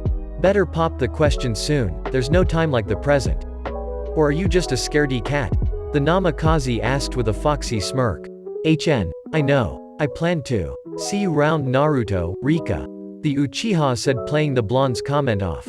"Bye now. Both of you take care," said the brunette with a grin. Her husband smiled down at her, and she could just tell he was going to say something cute. "You smile so much now, Rika. It makes me so happy every time I see it. Your smile lights up my life in ways the sun never could. I love you so much, you know," he said, pulling her towards him and kissing her head. "I love you too, Naruto. I'm glad I met you," she replied while wrapping her arms around him. "Thank you, Naruto," she whispered into his chest. "What are you thanking me for, love?" he asked with curiosity. She squeezed tightly on his shirt and laughed lightly into his chest. Tears of joy welled in the corners of her eyes, and she couldn't help but notice her heart was racing. "Thank you for choosing me. Thank you for loving me. Thank you for making me your wife. And most of all, thank you for making me the mother of your child." "Our child," Naruto said, crouching down and putting his ear to her stomach. "And Daddy sure can't wait to meet you." The grin that split his face gave away just how excited he was to have his firstborn child brought into the world. "We still haven't picked a name," she commented quietly. "I know, but, well, I have no idea what to name a girl." The blonde hummed in thought after the words left his mouth, contemplating what name sounded good. "I think I have the perfect one," she said, looking up at the ceiling. "Oh, you do?" The curiosity was written all over his face, and he looked silly enough that Rika almost giggled. "I would like to name our daughter after your mother, Naruto," the woman said with a gentle smile. "Wait, really? You'd be alright with that?" he questioned in mild surprise. It had crossed his mind once or twice, but he'd never actually considered it. "Your mother seemed to be a wonderful woman, and I can't think of anyone else to be a better namesake." She'd placed a lot of thought into the name before, and she'd really enjoyed the idea of naming her daughter after Naruto's beautiful mother. "Thank you, Rika, thank you so much," the male Namikaze said with hints of tears in his eyes as he looked up at her. Soon he turned his focus back on the woman's stomach and spoke to his child once more. "Daddy and Mommy can't wait to meet you, Kushina, we love you so much." The mother-to-be simply smiled softly down at her loving husband, a man who'd stolen her heart long ago. Chapter 33. End. Chapter 34. Start.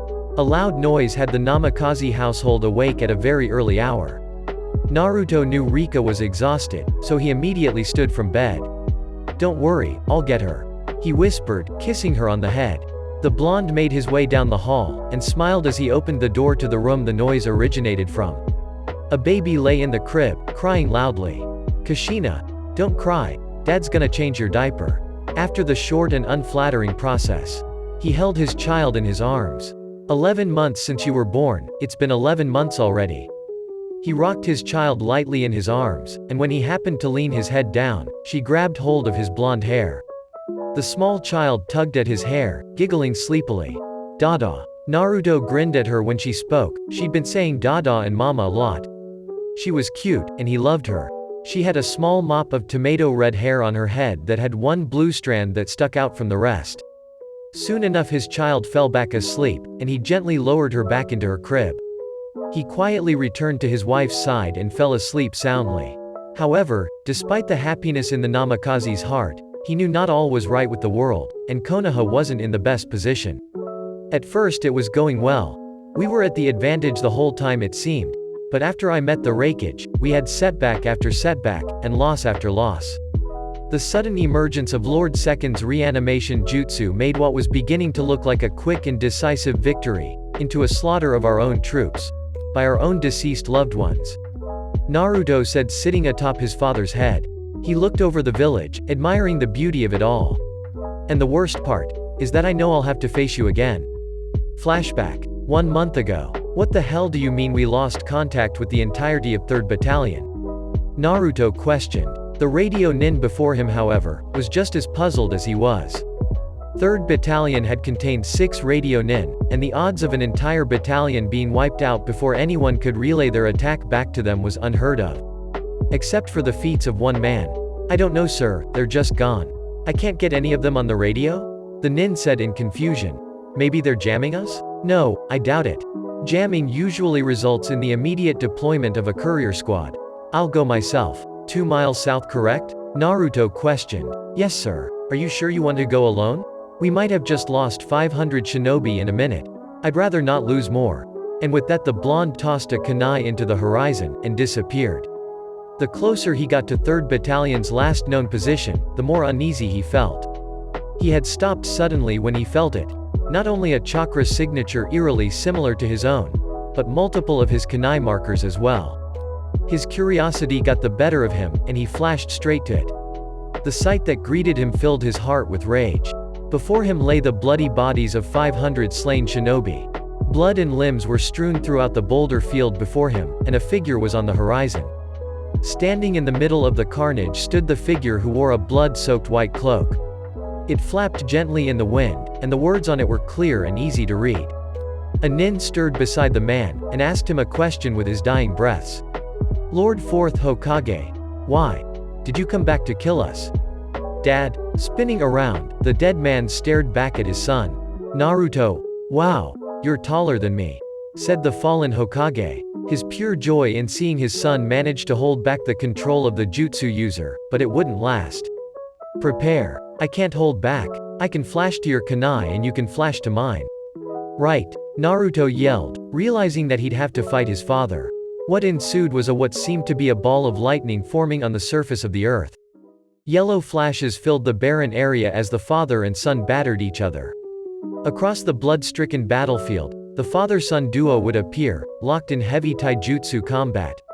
Naruto flipped over his father, catching himself on his hands and spinning his legs around to kick at the fallen Hokage's head. Seconds before contact was made, Minato flashed above his son, striking down with a kunai at rapid speeds. As the blade began to cut through the fabric on Naruto's leg and cut away at the skin, Naruto transitioned to a single handstand. Here, the blonde formed a Rasengan in a split second. A bright yellow flash filled the space, and Minato quickly felt the effect as the jutsu bore a hole into his side. Before any extensive damage could be caused, Minato flashed away, placing distance between himself and his enemy. I never wanted to meet you this way, spoke one of Konohagakure's most legendary shinobi. I actually met you long ago, father. Well, at least the version you sealed inside me. Naruto explained to his dad. You told me where to find your notes on the flying Raijin, and I reverse engineered it. Ah, I see, said Minato as he sprinted forward. You've done well. I'm quite impressed, complimented the man as he met his son's punch with his forearm. Before the living blonde could throw another, his chest was met with a strong kick from the reanimation. Gah! Naruto let out as the air was forced out of his lungs. Just before the man impacted a rock, his father appeared behind him, swinging his kunai for the Junin's neck. Naruto flashed away, landing roughly in a pile of rocks. He was sure some of his ribs had snapped. Damn it, I won't let them use dad like a pawn, you know, he said, forcing his way onto his feet. Again, his father appeared before him, Rasengan in hand. This time, however, Naruto was prepared and launched forward. He slammed a Rasengan into his father's own as the Hokage attacked. Here, Naruto poured whatever chakra he could draw from the 9 tails into it, and cause it to gain a red hue. Recognizing the danger, Naruto let his Rasengan destabilize and leapt away as the two techniques exploded with massive force. With a loud boom, Minato's arm was blasted apart, and Naruto stood unscathed. Once more, his father came at him, kunai gripped in his hand. As he closed in, Naruto took a kunai into his mouth while dual-wielding one in each of his palms. Finally, father and son collided in a flurry of blades. The sounds of combat echoed through the boulder field, and slashes quickly appeared across both blonde's flak jackets. The long-bladed tri-prong kunai were deadly in close combat, and it wasn't long before the Junin felt the sting of his flesh being cut. Every blow Naruto traded with his father resulted in wounds forming on both men. His father regenerated almost as fast as he did, and the man now had his arm back. Naruto knew that this was likely one battle of attrition he could not win. Once again they clashed, and the living blonde was disarmed of his kunai in the trade-off of blows. The son lashed out at his father with a vicious kick that the deceased blonde barely managed to dodge before catching a follow-up kick right in the face. He stuck out with another that was deflected by his father as he drew a blade. The reanimated Hokage put his son on the back pedal in seconds, and his extra years of experience provided the advantage against his son. However, the second blonde genius was no pushover. When Minato struck out with a Rasengan, the blonde managed to glide through hand signs at his fastest pace to date, and used a perfectly timed jutsu. As the Rasengan got close, Naruto intercepted it with the hilt of his kunai, and used Flying Raijin, guiding thunder to teleport the deadly attack back into his father's kunai pouch. The man's legs were blown clean off by the blast from the large Rasengan, leaving him immobile. The Hokage's son was on top of him in seconds, pinning the man's arms down as he moved to make hand seals for a sealing jutsu. "Good job, Naruto. I'm proud of you," Minato said with a smile. "Thank you, Dad," Naruto said as he began the sealing sequence. His eyes narrowed, however, when his father's face turned neutral and a foreign voice came from his mouth. "Sorry, but I'm not done with this pawn," spoke the strange and in the very back of his mind familiar voice. At that second, Minato flashed away. The blonde man felt his father flash away more before he disappeared outside of Naruto's sensor range. "Damn it," the blonde said, surveying the destruction and death around him. "Sure, I'm glad I researched Lord Second's reanimation jutsu after the Chunin exams though," he said quietly to himself. Because of his research, he'd know that sealing his father away was the only option. But if his father had been reanimated, then almost anyone could be. Flashback end. Orochimaru definitely isn't coming back, so that means the only one who could have possibly learned that jutsu had to be someone that Snake trusted. The blonde said, pondering the source of the jutsu after reliving his meeting with his father. "He only trusted one that I know of," a voice said from behind the blonde. "Kabuto," Naruto said. "That's my guess," Kakashi said as he took a seat beside the man. "It's likely. We didn't confirm his death at any point," Naruto said, remembering the events of Orochimaru's death. They had all been so focused on their target, they had let one get away that had become an even bigger threat than the previous. He may have gone to the Raikage and offered his help in the war. Kakashi offered to the troubled Junin. "In exchange for what though?" questioned the new father. "That's what has my curiosity piqued," he admitted to his sensei. He couldn't imagine what Kabuto's motive could possibly be. Everyone had a goal, but he knew nothing of Kabuto's. "We might never find out." Kakashi resigned. "I'm worried that with someone like Kabuto whispering in the Raikage or Tsuchikage ears, this war may never be able to be ended by a cage summit. He could convince one or both of them to fight to the last man." Naruto sighed. "I promised to end this war quickly. And I'm starting to think there may be drastic measures necessary. I admit, Kaka-sensei. I planned to slaughter Kumo and Iwa Shinobi until their cage gave up, but reanimations are cost-free soldiers." "That's a fair concern, Naruto, and I know that you're right. But I think you're worrying about something too far out of your control. Sensei, if we were to come against the first 4 Hokage, I don't know if we could win. We need to kill Kabuto. And fast," the Namikaze stated. "How do you propose we do that?" asked a new arrival. "You're incapable of sneaking up on me, Sasuke," Naruto said without turning around. "We'd need to get into Kumogakure and Iwagakure at the same time. That's on the off chance that he isn't hidden away somewhere else," the blonde explained. "To catch someone that slippery in a large village would almost require us to level the place in an instant," the Uchiha replied, ignoring the blonde's insult. "We can't do that," Naruto said, shaking his head. "I need to find a way to break one of the reanimations free so they can lead us to him. And that's just a shot in the dark. I'm not even sure it'd work," the blonde said, hatching a throwaway plan. "What other options do we have?" Kakashi questioned. "I don't know," the blonde replied with a saddened sigh. "Naru?" Rika questioned as her husband entered their home. It was quiet in the home that night, and the mother had dealt with no trouble other than the fussing of her young child. "Hey Rika," said the man as he stepped through the door. She observed her husband closely. She picked up right away that something was bothering him, but decided to leave it alone. He looked exhausted, but she knew it wasn't physical. Her husband was mentally drained, and surely wasn't at his best. "You're home," Rika said with a smile as she gently bounced their child in her arms. She hoped to cheer him up quickly with a warm and welcoming home. "That I am. Sorry, I had a meeting with Kakashi and Sasuke. After which we had to go pitch my idea to the Hokage and Shikaku. Shikamaru has been playing a huge role there as well, no surprise he'd follow in his father's footsteps. Naruto said, removing his flak vest and gear.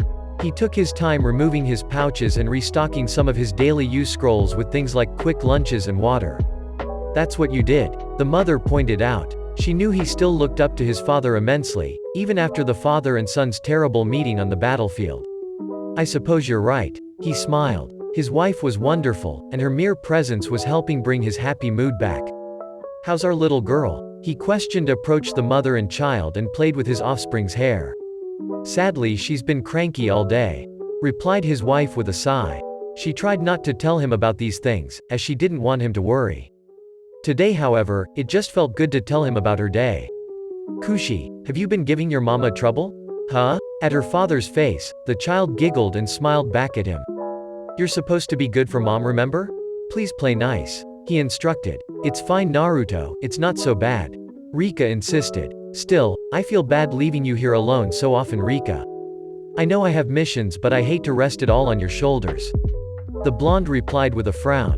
He hated that he wasn't able to be there, and he hated the war that had stolen so much from his family, even if it was only time. It's okay, we're just happy when you're home, she said with a wide smile. It didn't last long however, as it slowly dropped off her face. So, where are you going next? The blonde sighed as he sat down at the table. Back to the land of hot water this time. I intend to use Kakashi as bait. Worry not though, Sasuke and myself are going to back him up. I'll likely bring Sakura along as well. We have to stop this jutsu as soon as possible. Especially because the findings from my research suggest that the user hasn't mastered it yet. And if the enemy reanimations can fight at this level, I can't imagine the amount of power they could get back after the user masters this. The danger the reanimation jutsu held was evident, and Naruto would make it his new priority. Seeing his father on the battlefield had hurt him deeply, and he couldn't imagine what it put his allies and friends though. I see, his wife replied softly. Before that though, I have to do something else, he said, sadness seeping into his voice. What is it darling? She questioned. I need to go apologize to Lord Ichigawa, he stated. What for though dear? Rika was honestly puzzled by her husband's statement. I promised to end this war quickly, and on that note, I have failed, Naruto said in regret. You think that bothers Lord Ichigawa? He likes you a lot Naruto. I'm quite sure he'd forgive you. The woman countered. She saw no reason for her lover to be down on himself for such reasons. Even so, it's disrespectful of me to ignore my failure to make good on my promise to him. The blonde elaborated. He'd already made up his mind, he just decided to tell his wife. Lord Ichigawa, it's nice to see you. Naruto greeted. He truly respected and looked up to the man since he'd met him, and they'd only grown closer since. Naruto my boy, I've told you, please refer to me as Hachi when it's just us. The daimyo insisted. Hachi, I've failed you and the Hokage, along with the elders. I made you a promise, and I haven't kept it. I swore to end this war quickly, but it's only drug on. Naruto apologized sincerely. He'd had a lot of confidence in himself at the start of the war, but now with the appearance of the reanimation jutsu, he didn't know anymore. Naruto my boy, you never made that a promise. You did indeed say you would end this conflict, but you never made it a promise. I wholeheartedly forgive you my dear boy. The leader assured him. He'd cared for all the Hokage he'd met and worked with, and now he would care for the upcoming one. Thank you Hachi, I don't deserve this, Naruto said with a sad smile. Oh on the contrary Naruto. You do indeed. Now, I must warn you. Some on the Konoha Council may not follow my wishes, and you may encounter resistance from the elders. You are in my favor son, but for them, you are the target of their grudge. They've always disliked you, and I'm sure it won't stop now. The Lord of the Land of Fire warned. I understand sir. Thank you, I will watch my back. Due to his lack of experience in the field of politics, Naruto knew that any advice given by the daimyo would be something important. He knew from what he saw during Hiruzen's reign that he'd need to watch his back around the Konoha elders. Naruto, the Land of Fire has been under my watch since the time Hiruzen took the title of Hokage. I've seen many conflicts and shinobi come and go, the daimyo said, looking out his office window. He motioned for the blonde to come closer, and soon the man stood beside him. Of those shinobi, only a select few have earned enough recognition to become more than an elite Junin. For example, we have your Hokage. And just below them, we have the Sannin. As of right now, the 5 strongest living Konoha shinobi are yourself, Lady Tsunade, Kakashi, Sasuke, and Sakura. When he finished listing out those 5, he turned to his friend with a smile. Naruto, out of those 5 ninja, I believe you to be the strongest. You're not only the strongest but you're mature beyond your age. I believe you're ready to be Hokage, but I know that you must fight in this war. Please my boy, do not die. Become the strongest you can be, and lead Konohagakure into its new golden age. As he finished, he laid a hand on the Namikaze's shoulder. Thank you Hachi. I won't let you down. Naruto replied with a small smile of his own. You're welcome. Make sure to tell Rika and little Kushina I said hello. You're a wonderful father my boy. Don't forget that, Ichigawa said with a grin. He truly missed the boy's father, and enjoyed the company of the young blonde man. Hachi, there's something else I'd like to inform you of, Naruto said. Oh? And that is? Here Naruto threw up a few privacy seals before speaking quietly into the daimyo's ear. Oh wow Naruto. That's quite an aggressive idea. He offered. Do I have your permission sir? This could undermine the Hokage. The Namikaze cautioned. Yes, you have my permission my boy. I will deal with Tsunade and the lightning daimyo. Hachi replied. Thank you sir, Naruto said. Of course my boy. The Lord answered. Thank God you can't fight like you used to Zabuza. Kakashi said as he took a heavy breath. I might not have my will, but I'm still fine with a rematch with you Hatake. If I had my full power I'd kill you. The dead Kirigakure Nin said with a smile. I'm sorry you and Haku were forced from your rest. The Cyclops apologized. Thank you Mr. Hatake, but you should focus. The ice user said with a kind respectful voice. Kakashi duked it out with the pair a while longer, eager to get the plan into motion. He finally severed Zabuza's arms, and completely delimbed Haku before sticking one of Naruto's kunai into the swordsman's chest. Zabuza stumbled back from the force of it, and almost shit himself when Naruto appeared. Jesus kid, he said in surprise while kicking out at the new arrival. Once again, his mind was blown as the blonde dodged the kick with speed Zabuza had never witnessed. The man pushed the reanimated ninja onto the ground and slapped a seal on his chest that held him in place. Naruto smiled at his former enemy and threw a kunai at Haku. It landed beside the ninja, and Zabuza's mouth dropped open at Naruto's speed. He's come a long way hasn't he Kakashi? That he has Zabuza? The Konoha Nin replied. Tell me, is he? The former Kiri shinobi questioned.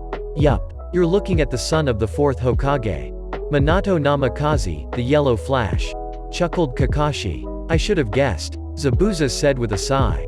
As the 2 ninjas spoke, Haku stared at the blonde man in awe. Are you? Yup. Thanks for teaching Sasuke the lessons you did. He changed a lot after he met you. Naruto replied with a large grin. Did I really change that much? Asked the raven-haired man who approached. Yeah you did. The blonde teased. Sasuke? Is that you? You look different now, older. Haku questioned in slight doubt. Yeah, I'm 22 now. The Uchiha answered. Wow. Came this simple response of the Icewilder. It's good to see you Haku. I've wanted to thank you for a long time. I learned a lot from you, and it changed me for the better.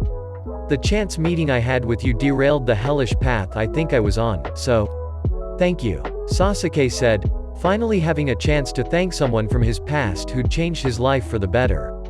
You're welcome. The reanimation smiled. I knew you were just a big softy Uchiha. Naruto teased. Fuck off Namikaze. Sasuke said bluntly. You two settle now. Thank you for teaching so much to Sasuke Haku, you did so much for us. Sakura said to what in another world could have been her romantic rival. At this, all 6 ninjas shared a chuckle before Naruto sealed away Haku. Rest well Snow Angel, said Kakashi quietly. A kind person like you deserved better. I couldn't agree more. Zabuza spoke. Zabuza, I'm going to break you free of the reanimation user's control.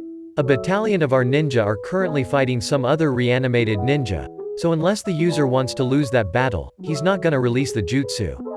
The blonde Junin explained to the once living shinobi. You should able to sense where he is right? He questioned. Yeah, I can. The man answered simply. Good, now you're gonna lead us to him. Your arm should regenerate soon, so here's your sword. You're on our side now. Naruto said with a grin. Hey, that's no fun. But I guess I'll play your game brat. Zabuza quipped at the blonde. Now, I'm not much younger than you anymore. Naruto replied with a calm smile. I suppose not, but you're still a brat. Laughed the once vicious shinobi. Alright now, so we are going to follow him to who we assume is Kabuto, correct? Asked the copy ninja. Yeah, Sakura, Kakashi, Sasuke, Naruto said. What is it, Naruto? Questioned the Uchiha. If the Raikage shows up and interferes, I'm going to kill him. What? Chapter 34. End. Chapter 35. Start. The son of the fourth and his team stood at the border of the Land of Bones. They'd used Zabuza to track Kabuto all the way from the border of the Land of Fire and Land of Hot Water to here. Naruto knew that Kumo and Iwa wouldn't leave their ace in the hole undefended, thus they just contacted Konoha and Suna, and were minutes away from receiving 2 platoons of backup. One Anbu group from Konohagakure and one from Suna. Both had been given the briefing the blonde commander was about to give. Once the shinobi arrived, Naruto addressed the battle group. Listen, your Kage have called upon you. However, I have ultimate command of this mission. This is likely suicide. There's a chance that the Raikage or Tsuchikage could be here. There's likely hundreds of shinobi, and even more reanimations. I will not command you to take one step over this border. For over a minute, no one spoke. Finally a Konoha and Suna nun stepped forward and nodded to each other. Sir, I think we speak for all of us when we say that we're all committed. Good enough for me. Grab your gear, we leave in 15. The Namikaze said, before walking off to join the original Team 7 and Zabuza. As he approached, he caught the mist shinobi speaking to the copy ninja. That boy turned into one hell of a leader. That he did, Zabuza. Kakashi replied with an eye smile. What about you, Dobi? You've got a child now. Maybe you should stay behind. Sasuke said to his friend. I'm the only one who can combat my father. He said with a sigh before continuing. I can't send men off to die if I'm not willing to die myself. This could end this war. I guess that's fair. So I've been meaning to ask you something. The Sharingan wielder asked. What is it? The blonde-haired man acknowledged. Why did you say you'd kill the Raikage? The Uchiha questioned. He's willing to force the dead from their rest. I'm not gonna let him get away with that. That bastard is using something terrible to gain a ridiculous advantage. By the time we kill Kabuto, there's still a possibility that we will have lost enough shinobi to the point where Genin may have to enter the battlefield again.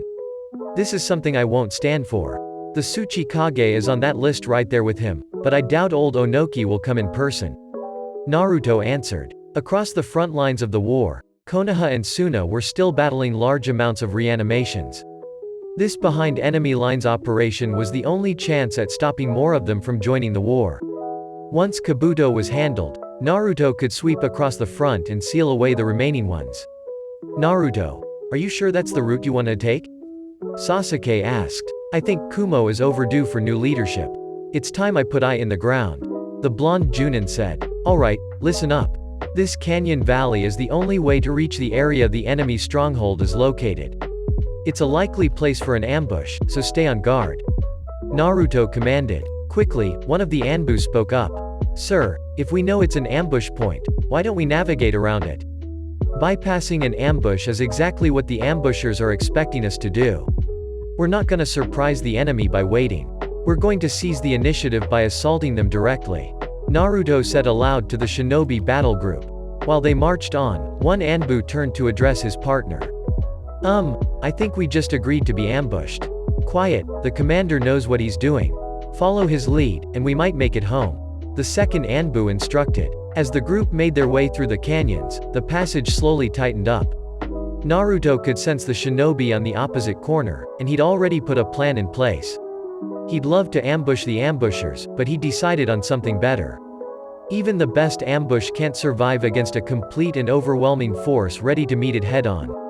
The enemy shinobi tightened their hands around their kunai, and some prepared jutsu. Today they had the chance to kill all of Konoha's most powerful shinobi, and they now had orders to do so. At the back of the ambush sat Minkaku and Jinkaku. The pair was visibly excited at the prospect of taking on Naruto once again, but were quite shocked when the opposing shinobi forces came out swinging.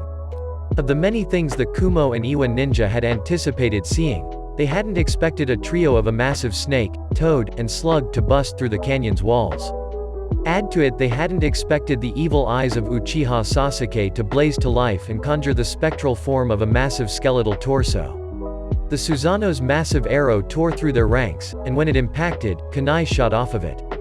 As marked kunai scattered throughout the enemy position, the yellow flashes started. Jinkaku and Minkaku's first experience with Naruto had been an easy one. The blonde had been tired, mentally and physically, as well as emotional. This time, their opponent was well rested. His head was clear, and his comrades were there, ready and willing to assist the blonde. The best part was, the Junin had had even more time to train Flying Raijin to perfection. It took the pair all they had to avoid instant death when Naruto joined the fighting, and they hardly did any better against Sasuke or Kakashi. The few blows they did manage to land were almost instantly healed by Sakura. They rapidly discovered they had little chance, and were even sent away from the battlefield when the Raikage arrived. Naruto shouted with anger. "Time's up, you bastard." With a flash he blitzed the former fastest man in the world, kunai slamming against the man's gauntlets. The muscle-bound man pushed back the blonde with impressive force, but Naruto came back with everything he had. The blonde slid under the man's legs, coming up behind him and slashing across his back. The man growled in pain as he spun to punch at the blonde man. Naruto caught his hand, and with all his strength held the fist back as he placed the Flying Raijin seal upon it. To hide his feet, the blonde rammed a kunai into the man's shoulder before using the buried kunai as leverage to run up the man's chest and plant his foot in the Raikage's face. As the second yellow flash used the cage's face as a springboard, I struck out with a vicious punch, aimed for Naruto's back. With a flash, the son of the fourth appeared behind the man, slamming his sandaled foot into the back of the burly man's large knee. With a grunt of pain the cage grit his teeth and ignored the injury, choosing instead to bring his fist to Naruto's face. At the last moment, he noticed the blonde's grin as he disappeared. More importantly though, he noticed the slight reappearance of the Raijin seal on his hand. With the newfound information, the man took Naruto's Rasengan in stride, and used his lightning style to remove his own hand. Minato's son was slightly shocked by this, and many of the Raikage's men were mortified. Sasuke, although busy handling B with Kakashi, was impressed with his determination. Not many shinobi could do the same. Neat, but will that really help I? Naruto questioned, more than focused on his target. Naruto blitzed toward the Raikage, while the copy ninja, the last Uchiha, and the Eight Tails Jinchuriki disengaged from each other. B shot to his cage's side as Naruto approached, and with a simple flick of a kunai, the blonde shinobi appeared before the Raikage. I prepared to intercept him, but was caught completely off guard when Sasuke's Susanoo slammed into his side. He looked for his brother, only to realize the man had been teleported hundreds of feet away. Naruto had given the black-haired Junin a Flying Raijin tag that the Uchiha had managed to plant on the Jinchuriki. Ai's tumble was stopped in mid-air when he was hit with a Rasengan that sent him back toward the Uchiha. The black flames of Amaterasu appeared on the man's chest armor, and he barely managed to rip it off in time to avoid its spread. Finally B caught up, and the duo used each other as a springboard to attack Naruto and Sasuke. The Raikage's fist collided with the black-haired Junin's face, sending him tumbling.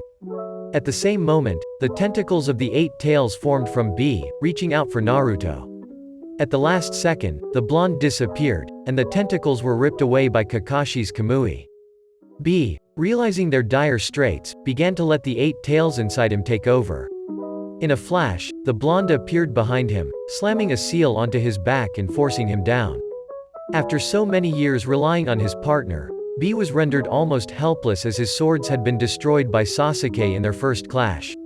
Shortly after the second yellow flash disengaged, a small group of Anbu appeared, holding B down with even more restriction seals.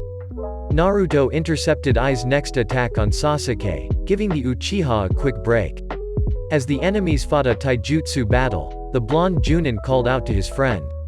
"Ski, you good?" "TCH, yeah. A few broken ribs and some bleeding, but it's nothing Sakura can't fix." The Uchiha replied. The Raikage dodged Naruto's next punch, swinging his heavy fist at the blonde's head, only to have to block an attack from another assailant. "Lightning Blade," called Kakashi, as the sound of 1,000 birds filled the air and he tore into the cage's armor. The momentary tear in the armor left an opening for the Hokage hopeful, who slammed a Rasengan into it, damaging Ai's ribs before the armor could reform. Sasuke was at their side in seconds, good as new after Sakura's work was done. You got this, boys. I gotta help at the CCP, there's 5 criticals they can't heal. A CCP is a Casualty Collection Point BTW, got it. Thanks for the help, Sakura. We'll handle this, Sasuke yelled back. The 3 men stood tall, facing down the burly Raikage. You don't stand a chance. I surrender, Naruto demanded. Like hell, Kumo will fight to the last man. The man said, standing tall. You started a war, and now you're going to let all of your shinobi die because of your damn expansionism? Naruto questioned with rage taking over his voice. The Raikage only growled in response, before charging the enemy. The 3 Konoha shinobi responded in kind, with Naruto placing a hand on each of his comrades' backs. Sasuke, Kakashi, go. Right. They responded, being teleported behind the cage and charging him from his 5 and 7 o'clock. Meanwhile, Naruto approached from his 12 o'clock, forming a Rasengan in both hands. At the same time, the Cyclops and the Uchiha both formed a Chidori. I caught Kakashi's hand, swinging him towards the blonde's Rasengan while simultaneously kicking Sasuke in the stomach. With a flash, Naruto teleported to the black-haired Junin's back, rolling over him as he swung his attack at the Raikage. The leader of Kumo moved to block, but was stopped when Kakashi slammed his Chidori into his leg from the ground. Sasuke flickered into existence above Naruto, coming down with a vertical swipe of his sword. With an area of effect lighting jutsu, I managed to blast away the Konohagakure shinobi. All 3 skidded to a stop, and Naruto smirked. An older shinobi technique made its appearance on a battlefield for the first time in years. A flash bomb blinded the Raikage momentarily, and the 3 shinobi closed the distance for the kill. As they blitzed forward, Kakashi's Kamui removed the cage's good arm, stopping any possible block. 2 clones of Naruto formed, flashing to a buried kunai, and grabbing hold of the burly man. B watched and listened as the sickening sound of blades piercing flesh filled the air. Naruto stood at the cage's right, flying Raijin kunai buried in his spine at the base of his neck. The Uchiha's sword stabbed through the cage's heart, while the copy nin buried a Chidori-covered kunai through the man's right lung. The second fastest man in the world went still, and when all 3 removed their blades, his body fell to the ground. B yelled, dragging himself with all his strength toward his cage and brother. Naruto approached the man, crouching before him. I know you lost a brother. I'm sorry for that, but Kumo needs a new leader. Someone kind-hearted. You need to resolve this conflict your brother started. Take the position of Raikage, and keep your village in line. I'd love for us to be allies instead of enemies. Think of what your brother did. He wasted the lives of countless shinobi, and forced the dead from their rest. I won't ask you to kneel, but I do ask you surrender. Let our villages be the start of peace. I can't lead this village. B mumbled. The Jinchuriki had been conflicted for some time now. He didn't support this war, and he'd seen something change in his brother in the past few years. You can, and you must. If you don't, I'll be forced to cripple your shinobi force so badly that your village will be at the mercy of lowly bandits. Naruto said, with his most commanding voice. Retreat your forces. This battle is over. But make your next choice wisely. It could cost you dearly. As the Kumo force disengaged, Naruto and his team breached into the bunker complex they had assumed to hold Kabuto. The blonde wiped out shinobi along the way, sealing away many reanimations as he went. He smirked, knowing he had a complete trump card against Kabuto, and his father who he assumed would be guarding him. The lack of his father's presence on the battlefield told Naruto that Kabuto likely had a plan to possibly use him to get away. However, the Junin had developed a perfect counter for his jutsu. His technique had also been his backup plan had they not been able to deal with the Raikage. At that moment, the blonde shinobi rounded a corner, and was greeted with his mirror image, minus the whiskers. Dad. Naruto. The reanimated man spoke with a soft voice. I have to handle this, Dad, I'm sorry. The blonde man said, focused solely on his mission. Do your job, Naruto. I believe in you completely. Minato replied. Kabuto cackled from his hiding spot, observing the pair. He was, however, caught completely off guard by the living yellow flash's next move. The blonde slammed his palm to the ground after using a few hand signs, and a bright light spread out, along with tendrils made of the flying Raijin kanji. They spread and wrapped the room in full. Flying Raijin. Level 3. The blonde flashed to Kabuto at speeds never before seen in the human realm, slamming a wind-enhanced Rasengan into the snake's side, before pinning the man to the ground. Minato's reanimated body attempted to intervene, but was cut off when the Hokage hopeful materialized across the room with Kabuto, before ramming his blade into the man's neck and beheading him. The shocked expression stayed on Kabuto's face as his head rolled, and Konoha's strongest ninja let out a sigh before turning to his father. "I've completed Flying Raiden's final form, father. Anything in the space the seal consumes I can teleport to. No marker required." A smile appeared on Minato's face as his son finished, and the Junin instantly removed both of his father's arms. "I'm impressed. Only my son could bring this jutsu even further. You've done great," he said as they began fighting. The living blonde had the advantage the entire time, but deep down, he wanted to speak with his father for as long as possible. "I always knew you'd do great things, son. Thank you, father. Your sacrifice with mom saved me and the village. You gave me the power to fight for my village, and protect those I love," Naruto said, as he simply danced around his father. He wanted to take his time, but his chakra was running low. Level 3 was extremely chakra intensive, and he didn't have much time left. "No, I gave you the opportunity. You made it happen, Naruto. You did your utmost to reach the highest potential you could. You're an amazing child, no, man, and a truly splendid shinobi. I'm more than happy to call you my son," Minato spoke as his son pinned him. "Thank you, Dad. Please, tell Mom I miss her and I love her. Tell her I have friends, and I'm not picky with my eating. Tell her I have a wonderful wife, just like her. And please tell her about your grandchild, Kushina. She's got Mom's hair." At this point the man's face was dripping tears. Kakashi, Sasuke and Sakura stood in the doorway, watching as Naruto's final moments with his father unfolded. They felt pain in their hearts as their faithful teammate spoke with his long-dead father. "Naruto," Minato said sadly, "I love you both so much. I wish you were here and could meet my child. I miss you, Mom, Dad. I promise one day I'll see you again. You taught me so much, Dad. You taught all of us in Konoha so much. I'm gonna tell the whole story soon. Thank you," Naruto said. Tears streamed from the eyes of the fallen Hokage, but a wide smile adorned his face. He simply stared as the younger blonde formed hand seals. "Goodbye, my son. I love you, and your mother loves you. I love you too, Dad. Tell Jiraiya-sensei I said hi." Naruto spoke solemnly. "Will do, kiddo," his father replied with a smile. "I saw your grandfather recently. He really wishes he could have met you. My beautiful daughter, this war will end soon, and I'll be home," Naruto said aloud as he stood outside in the sun. A hand landed on his shoulder, and Naruto cast a sad smile at Sasuke. "I'm gonna write a quick letter to Rika. Can I leave all this to you for a few?" he questioned. "Of course. Take your time, Dobi," the Uchiha said. "Thanks, buddy," came the blonde's simple reply. With that, he walked away from the large group of shinobi. Sitting down on a rock, the man began a letter, detailing the events of the past few hours to his lovely wife. He ended with a simple, "I love you," and, "I'll be home soon enough." Weeks passed as Naruto and his force sealed away reanimated shinobi across the front before making their way toward Iwa. Along the way more Konohagakure shinobi reinforced them. Meanwhile, Tsunade was beginning an outline of a peace treaty between Konoha and Kumo. With B in place as the new Raikage, they'd made leaps and bounds in negotiations. It turned out, while the shinobi population of Kumo had been ready for war, the civilians weren't as keen. B informed Tsunade that there had even been a few riots as the death toll had stacked.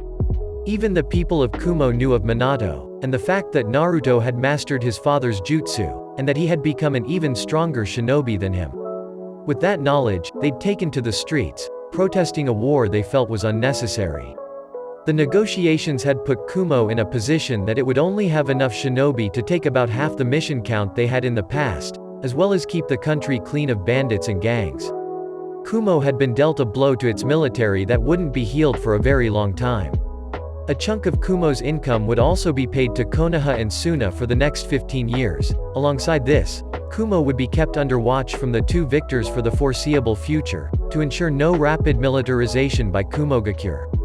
The village had essentially been forced to demilitarize for the most part, and most of its civilian population wasn't against that idea. With B at the head, and willing to cooperate, things were looking peaceful for the shinobi world. With Team 7's overwhelming victory over the defending forces at Kabuto's hideout and the command location of the Kumo, Iwa armies, Iwa was pushed entirely back to its own village. 4 months had passed, and Onoki was at a loss. The second Yellow Flash and Sasuke of the Susanoo were sitting outside his gates. Alongside them was the copy ninja Kakashi, and the most skilled medics in Tsunade, Haruno Sakura. On top of that, stood the combined forces of Konohagakure and Tsunagakure. To entirely top things off, the Kase Cage, Gaara, had come in person to oversee Onoki's possible surrender. During the past 4 months, Iwa had continued fighting as the allied villages pushed into its territory. He'd lost many ninja during the multiple defeats they'd had trying to defend against the near-constant assault. He was left with a handful of skilled Junin, and maybe 100 elite Chunin. The current bulk of his force was down to nearly fresh or inexperienced genin. Something in the old fence-sitter screamed to go out fighting, but the Iwa shinobi knew his village needed to persevere. He knew, at this point Namikaze Naruto could decimate his shinobi in seconds. I've no idea what to do now. The defeat of I the Unruly at the Namikaze's hand had sent a message to the shinobi world. Naruto was not to be trifled with. Konoha was not to be trifled with. That blonde-haired man would become Hokage soon enough, and no one would touch his village. The treatment of Kumo had also shown something to the world. Naruto, and by extension Konoha, wanted one thing from the end of this war: peace. With his thoughts consolidated, Onoki stood from his chair. With his face neutral, he walked to the door of his office and let out a deep sigh. He then took a breath, and opened his door. Sasuke. The blonde man spoke quietly. Think he's gonna fight? The prodigal son questioned. Right now Naruto, he's like a wounded dog in a corner. There's a very good chance he will. The stoic Uchiha replied. Then again, interrupted the copy nin. He is known as the fence-sitter, he could surrender. Guess we'll just have to find out. If we have to fight we fight, if we don't we don't. Honestly it's as simple as that. Sakura added. I suppose you're right. I'm just almost tired of all this. I just want to stay home with Rika now. I want to watch my child grow. The Hokage to be said solemnly. The last Uchiha laid his hand on Naruto's shoulder, and gave a knowing look. And you will, soon. This is the end, it ends today. In your words, no matter what.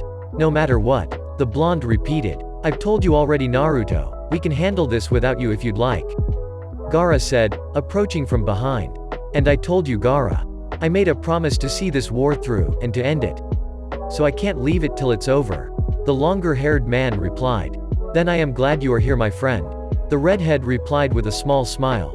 Their collective focus shifted to the front gates of Iwagakure. The large doors swung open, and out of them stepped a short, an old man that looked as if he'd aged even farther over the course of the war. Naruto quickly whispered to his comrades. No one make a move unless Gaara or I say so. With his head high, the elder walked the 1,000-yard distance right up to the group. The shinobi behind them began to draw weapons, but a quick flash of Naruto's hand in the air brought them to a halt. Namikaze. Lord Kase Cage. Greeted the man. Lord Tsuchikage. Gaara replied. The man was as blunt as ever, and there was nothing but a neutral tone in his voice. The elderly Cage turned to the blonde man, and with a sigh pointed his finger at him. You and your father have both brought my village to the brink. And as much hatred I have inside me for the both of you. I instigated this war. I should still have you killed. At this even Sasuke's sword unsheathed. It even managed to make Naruto slightly put up his guard. However, the man shouted. I don't think anyone here could pull it off. My village must survive, he said angrily before turning to the Kase Cage. The blonde shinobi noted that it seemed like the man might be talking to himself as much as he was talking to them. Henceforth, I begrudgingly offer the surrender of Iwagakure. Unconditional? Questioned Gaara. This stopped old Onoki in his tracks. The man stood still, and quietly pondered the repercussions of his decision. Soon enough, he sighed and gave his answer. Yes. With that, the group began to walk over to a tent the allied forces had set up.